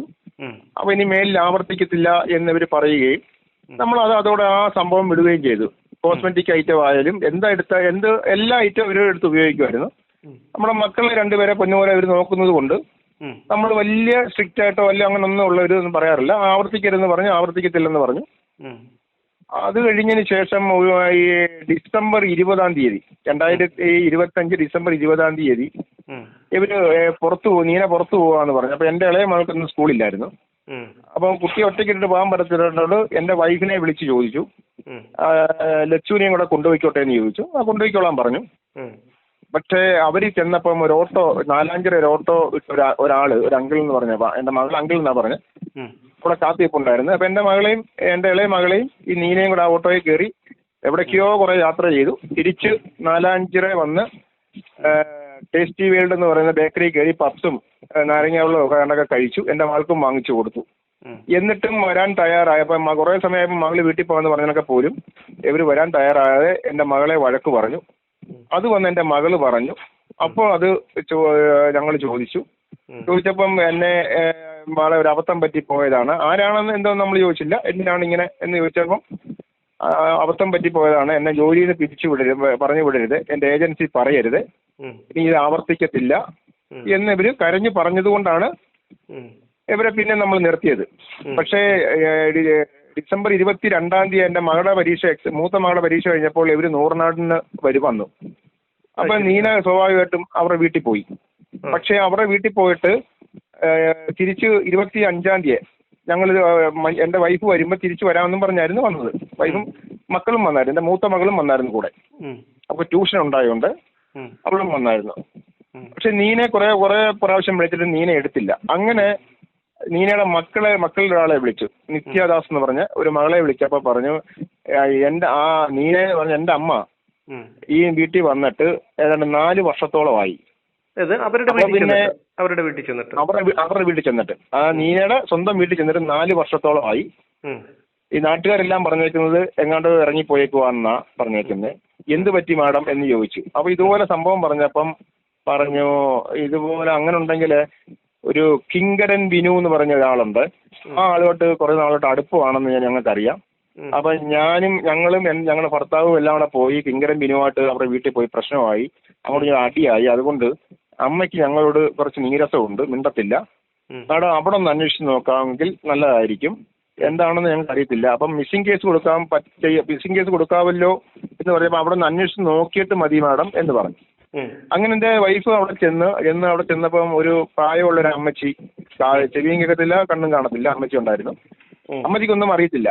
അപ്പൊ അയൽവാസികളോട് ചോദിച്ചപ്പോൾ പറഞ്ഞു ഒരു ലേഡി 3-4 ദിവസം കൊണ്ട് ഈ വീട്ടിലുണ്ട്. ഇപ്പൊ കുറച്ചു മുമ്പേ ഒരു ഓട്ടോയിൽ കയറി, ഈ ബിനുവിന്റെ ഒരു ഓട്ടോയിൽ കയറി പോകുന്ന കണ്ടു.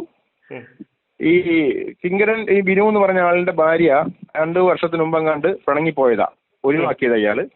ഈ ബിനു കുറച്ചു നാളായതേ ഉള്ളൂ ജയിൽ ശിക്ഷ കഴിഞ്ഞിട്ട് ഇറങ്ങി വന്നത്, അതിന് ശേഷമുള്ള ബന്ധമാ ഇത് എന്ന് പറഞ്ഞു. അങ്ങനെ തിരിച്ചു വന്ന് വീട്ടിൽ വന്ന് നോക്കിയപ്പോ എന്റെ മൂത്ത മകളുടെ ഫോണും സിമ്മും ഇല്ല, അലമാരക്കകത്തിരുന്ന 10,000-ഓളം രൂപ ഇല്ല, അങ്ങനെ കുറച്ച് ഐറ്റങ്ങൾ കാണാതായി. അങ്ങനെയാണ് വൈഫ് കൊണ്ടുവന്ന് ഡിസംബർ 26-ാം തീയതി മണ്ണന്തല പോലീസ് സ്റ്റേഷനിൽ കൊണ്ടുവന്ന് കംപ്ലൈന്റ് ചെയ്തു.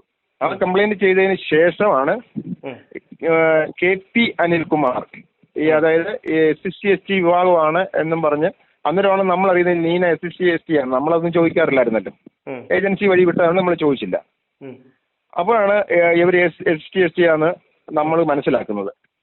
അങ്ങനെ നിങ്ങൾ നീനെ ലൈംഗികപരമായിട്ട് അധിക്ഷേപിച്ചു, അതുകൊണ്ട് അങ്ങനെ ഇങ്ങനെയാണെന്നൊക്കെ പറഞ്ഞ് നമ്മളെ എന്നെയും വിളിച്ചു, വൈഫിനെയും വിളിച്ചു. എന്നിട്ടാണ് ഇവർ പലയിടത്തും എവിടെയോ കൊണ്ടുവന്ന് പരാതിപ്പെട്ടു. എന്നിട്ട് ഈ അനിൽകുമാർ, KP അനിൽകുമാർ, ഈ സംഘടനയുടെ പേരിൽ സംഘടന ശക്തമാണ്, അങ്ങനെയാണ് ഇങ്ങനെയാണ്, ജോലി കളയും, വൈഫിന്റെ ജോലി കളയും, ഇതിനുവേണ്ടി 5-6 അങ്ങോട്ടും ഇങ്ങോട്ടും തെരാപ്പാര നടത്തും എന്ന് പറഞ്ഞു. അതുകൊണ്ട് നിങ്ങൾക്ക് എന്തെങ്കിലും സെറ്റിൽമെന്റ് ചെയ്യാനുണ്ടെങ്കിൽ ചെയ്തോളാൻ പറഞ്ഞു. സെറ്റിൽമെന്റ് എന്താണ് അവർ ഉദ്ദേശിച്ചത്? അവരെല്ലാം പറഞ്ഞായിരുന്നു. അവര് സെറ്റിൽമെന്റ് എന്താണ് ഉദ്ദേശിച്ചത് എന്ന് എന്നോട് ചോദിച്ചില്ല. ഞാൻ എന്താണ് നിങ്ങൾ ഉദ്ദേശിക്കുന്നത് എന്ന്, ഞാൻ അന്നൊരു ശബരിമലയാണ്, അത് താങ്കൾക്ക് അറിയാവല്ലോ എന്ന് പറഞ്ഞു. ഞാൻ പറഞ്ഞു ഞാൻ അങ്ങനെ ഇതുവരെ സെറ്റിൽമെന്റ് ഒന്നും പോയിട്ടില്ല എന്ന് പറഞ്ഞു. അപ്പൊ മരുന്ന് വെച്ച് നമുക്ക് കാണാം എന്ന് ഈ പുള്ളി നമ്മളെ ഭീഷണിപ്പെടുത്തുകയും ചെയ്തു. അല്ല, സാധാരണ ഇത്തരത്തിലൊരു പരാതി വരുമ്പോഴത്തേക്ക് സാധാരണ ഇപ്പൊ നീന പരാതി കൊടുക്കുന്നുണ്ടെങ്കിൽ തന്നെ അത് പോലീസ് സ്റ്റേഷനിലാണ് കൊടുക്കേണ്ടത്. അത് നിങ്ങൾ പരാതി കൊടുത്തതിന് ശേഷം അവരൊരു പെറ്റീഷൻ കൊടുത്തു എന്ന് പറയുന്നു. അപ്പോ എന്താണ് അവർക്ക് ഇതൊരു സമൂഹ മാധ്യമത്തിലാണ് വന്നത്, എന്തെങ്കിലും അതെങ്ങനെയാണ് അത് സാധാരണ, അല്ലെങ്കിൽ വേറൊരു ഒരു പ്രമുഖമായിട്ടുള്ളൊരു ചാനലിലോ അങ്ങനെ എന്തെങ്കിലുമൊക്കെയാണല്ലോ കൊടുക്കുന്നത്. ഇപ്പൊ അതിനുള്ളൊരു സംഭവം ഇല്ല. കാരണം പരാതി കൊടുത്ത സ്ഥിതിക്ക് പോലീസ് സ്റ്റേഷനിൽ തീരേണ്ട ഒരു കാര്യമാണ് ഇത്രയും വഷളായത്. അതെന്താണ് അതിന്റെ പിന്നിൽ നടന്നതിനെ കുറിച്ച് എന്തെങ്കിലും അറിയാമോ? ഇവര് ഈ നീനയുടെ ഒരു പശ്ചാത്തലം എന്ന് പറയുമ്പോൾ ഇവർ എവിടെ നിന്നിട്ടുണ്ടോ അവിടെ നിന്നെല്ലാം പൈസ വാങ്ങിച്ചിട്ട് സാധാരണ മുങ്ങുക ചെയ്യുന്നത്. ഇവര് മുക്കുവണ്ടം പണയം വെച്ച് അതിന് ജയിൽ ശിക്ഷ അനുഭവിച്ച് അതാണ് ഒരു കേസ് ഉണ്ടെന്ന് ആ ചാനലിനകത്ത് പറയുന്നില്ലേ. കേസ് എന്തുവാന്ന് പറയുന്നില്ല.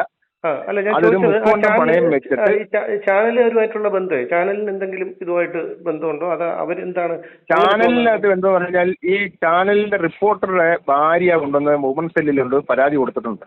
ആർക്കെതിരെ? അപ്പൊ അത് ചാനലിന്റെ റിപ്പോർട്ടർക്കെതിരെ കൊടുത്തിട്ടുണ്ട്. എന്റെ വൈഫ് പിന്നെ ഈ വനിതാ സെല്ലിലാണല്ലോ വർക്ക് ചെയ്യുന്നത്. അതിനുള്ള വിരോധം വല്ലതും ആയിരിക്കുമെന്നാണ് ഞാൻ മനസ്സിലാക്കുന്നത്. ഒറ്റ ചോദ്യം കൂടി ചോദിച്ചോട്ടെ, അതായത് ഇവർക്ക് നിങ്ങൾ സാമ്പത്തികമായിട്ട് എന്തെങ്കിലും കൊടുത്തിരുന്നോ പൈസ? അതായത് പിന്നെ ഞാൻ ശബരിമല പിന്നെ ആഗസ്റ്റ് 17-ാം തീയതി രാവിലെ എന്നെ എൻ്റെ വൈഫ് വിളിക്കുന്നു. അപ്പം എൻ്റെ മക്കളുടെ കാര്യമൊക്കെ ഏറ്റവും കൂടുതൽ ഇവരെ വിളിച്ച് അന്വേഷിക്കുന്നത് വൈഫിന്റെ അമ്മയാണ്. അപ്പം വൈഫിന്റെ അമ്മ എങ്ങാണ്ട് നീന വിളിച്ചിട്ട് കരഞ്ഞു പറഞ്ഞു ജപ്തിയാണ് വീട്, അപ്പം അച്ഛനെ അത് അറിഞ്ഞു കഴിഞ്ഞാൽ അച്ഛൻ കടുങ്കൈ വല്ലതും ചെയ്യും, അതുകൊണ്ട് കുറച്ച് പൈസ അതൊന്ന് സഹായിക്കണം എന്ന് പറഞ്ഞു. അപ്പൊ അത് എത്രയാണെന്ന് ചോദിച്ചപ്പോൾ 50,000 രൂപ വേണം എന്ന് പറഞ്ഞു. അങ്ങനെ വൈഫിന്റെ അമ്മ എൻ്റെ വൈഫിനെ വിളിച്ചു, മഞ്ജുവിനെ വിളിച്ചിട്ട് ഇതുപോലെ ഒരു ആവശ്യമുണ്ട്, അത് ജയനോട് പറഞ്ഞിട്ട് അത് കൊടുക്കാൻ പറ, 6 മാസത്തിനുള്ളിൽ തിരിച്ചു തരും പൈസ, നമ്മളെ വീട്ടിൽ നിൽക്കുന്നതല്ലയോ, നമ്മളെ പിള്ളേരെ നോക്കുന്നതല്ലയോ എന്ന് പറഞ്ഞു. അങ്ങനെ അന്നേരം ഞാൻ ശബരിമലയിലാണ്. അപ്പൊ എന്നെ ഇങ്ങനെ വിളിച്ചു പറഞ്ഞപ്പോൾ ഞാൻ അന്നേരം ചോദിച്ച ഒരു ചോദ്യം, എന്താ വിശ്വസിച്ച് അവർക്ക് കൊടുക്കും എന്ന് ചോദിച്ചാൽ പറഞ്ഞു കുഴപ്പമില്ല, 6 മാസത്തിനുള്ളിൽ തരും, നമ്മുടെ വീട്ടിൽ ജോലി ചെയ്യുമല്ലേ, കുഴപ്പമില്ല എന്ന് പറഞ്ഞു. അങ്ങനെ ഞാൻ നീനെ വിളിച്ച് നീന പറഞ്ഞ നമ്പര്, നീന തന്ന നമ്പര്, അതായത് നിത്യദാസ് അവരുടെ മകളുടെ നമ്പരാണ് തന്നത്. നിത്യദാസിന്റെ പേരിൽ ആഗസ്റ്റ് 17-ാം തീയതി 2025 ആഗസ്റ്റ് 17-ാം തീയതി 50,000 രൂപ എന്റെ ഗൂഗിൾ പേന്ന് ആ നിത്യദാസിന്റെ ഗൂഗിൾ പേ ഞാൻ ഗൂഗിൾ പേ ചെയ്ത് കൊടുത്തിട്ടുണ്ട്. ആ പൈസയും ഇതുവരെ ഒരു പൈസ ഇതുവരെ അവർ തന്നിട്ടില്ല. നമുക്ക് ആ പൈസ 50,000 രൂപയും തരാനുണ്ട്. ആ 50,000 രൂപയും തരാനുണ്ട്. എനിക്ക് തോന്നി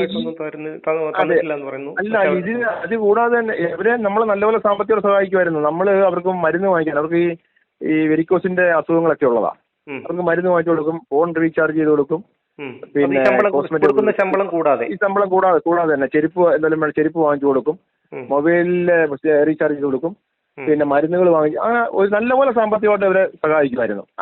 അങ്ങനെ സാമ്പത്തികമായിട്ട് നല്ലപോലെ നമ്മളെ സന്തോഷമായിട്ട് ആയതുകൊണ്ടാണല്ലോ ഈ 8 മാസം നമ്മുടെ വീട്ടിൽ നിന്നത്. അതെ അതെ. ഇനി പിന്നെ എന്താണ് ഇതിന്റെ തുടർ നടപടികൾ എന്താണ്? ഇപ്പൊ നിങ്ങൾ എങ്ങനെയാണ് ഞങ്ങള് ഈ വലിയ പോഷ് ഫാമിലി ഒന്നും അല്ലെങ്കിലും അത്യാവശ്യം സന്തോഷമായിട്ട് ജീവിച്ചു പോകുന്ന ഒരു ഫാമിലിയാ. അപ്പം ഇങ്ങനൊരു വ്യാജ വാർത്ത വന്നപ്പോൾ അത് എനിക്കും എൻ്റെ കുടുംബത്തിനും എൻ്റെ സുഹൃത്തുക്കൾക്കും വല്ലാത്തൊരു വിഷമം ആയിപ്പോയി. നമ്മളത് ഇങ്ങനൊരു വാർത്ത ഒരിക്കലും നമ്മൾ പ്രതീക്ഷിച്ചതേ അല്ല. നമ്മുടെ ഭാഗത്തു നിന്ന് അങ്ങനെ ഒരു വീഴ്ച ഈ നീനയുടെ ഉണ്ടായിട്ടില്ല. നീനയ്ക്കെതിരെ നമ്മുടെ ഭാഗത്ത് ഒരു വീഴ്ച ഉണ്ടായിട്ടില്ല. അപ്പൊ ഇങ്ങനൊരു വ്യാജ വാർത്ത കൊടുത്തതിന്റെ ഉദ്ദേശം നമ്മളെ അപമാനപ്പെടുത്തുക, നമ്മളെ കുടുംബം തകർക്കുക എന്നുള്ളതായിരുന്നു. അപ്പൊ അതിനെതിരെ നമ്മൾ നിയമ നടപടിയായിട്ട് മുന്നോട്ട് തന്നെ പോകും. എത്ര സമ്മർദ്ദം വന്നാലും, എത്ര ഭീഷണി വന്നാലും. ഇപ്പൊ ഈ KP അനിൽകുമാറൊക്കെ നമ്മളെ ഭീഷണിപ്പെടുത്തിക്കൊണ്ടിരിക്കുവായിരുന്നു. അപ്പൊ എത്ര ഇത് വന്നാലും നമ്മൾ നിയമ നടപടിയായിട്ട് എവിടെ വരെ പോകാൻ പറ്റുമോ അവിടെ വരെ പോകും. ഒരു മാറ്റവും ഇല്ല അതിനകത്ത്. ഒരു ഫേസ്ബുക്ക് പേജിൽ ഈ വീഡിയോ കണ്ടപ്പോൾ അതിൽ അസ്വാഭാവികത തോന്നിയത് കൊണ്ടാണ് ഞാൻ ഇതിൻ്റെ യഥാർത്ഥം അറിയാൻ ഇറങ്ങിയത്.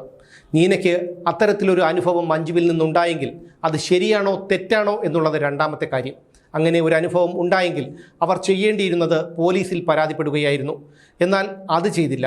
നീന DNA ന്യൂസിൻ്റെ ക്യാമറയ്ക്ക് മുന്നിൽ പറഞ്ഞ ചില കാര്യങ്ങൾ മുമ്പ് ആ ഫേസ്ബുക്ക് പേജിൽ പറഞ്ഞതിൽ നിന്നും വ്യത്യസ്തമാണ്. എന്നാൽ നീന പറഞ്ഞതിൽ 90% വാസ്തവമല്ലെന്നാണ് അവരുടെ അച്ഛനമ്മമാരും മക്കളും അയൽക്കാരും പറഞ്ഞതിൽ നിന്ന് വ്യക്തമാകുന്നത്. ഒരിക്കലും മഞ്ജുവിൻ്റെ വീട്ടിൽ നിന്ന് ഒരു ബുദ്ധിമുട്ടും ഉണ്ടായിട്ടില്ലെന്നും ആ വീട് തനിക്ക് സ്വർഗം പോലെയാണെന്നും അമ്മ പറഞ്ഞെന്ന് നീനയുടെ മകളും പറയുന്നു. ഇതിൻ്റെ പേരിൽ എനിക്കെതിരെ അടുത്ത വേട്ടയാടൽ ഉണ്ടായേക്കാം. പക്ഷേ സത്യത്തിനൊരു ശക്തിയുണ്ടാവും. അത് എല്ലാ മറകളെയും നീക്കി ഒരിക്കൽ പുറത്തു വരിക തന്നെ ചെയ്യും. ഇതിലെ ശരിതെറ്റുകൾ നിങ്ങൾ പ്രേക്ഷകർ തീരുമാനിക്കുക.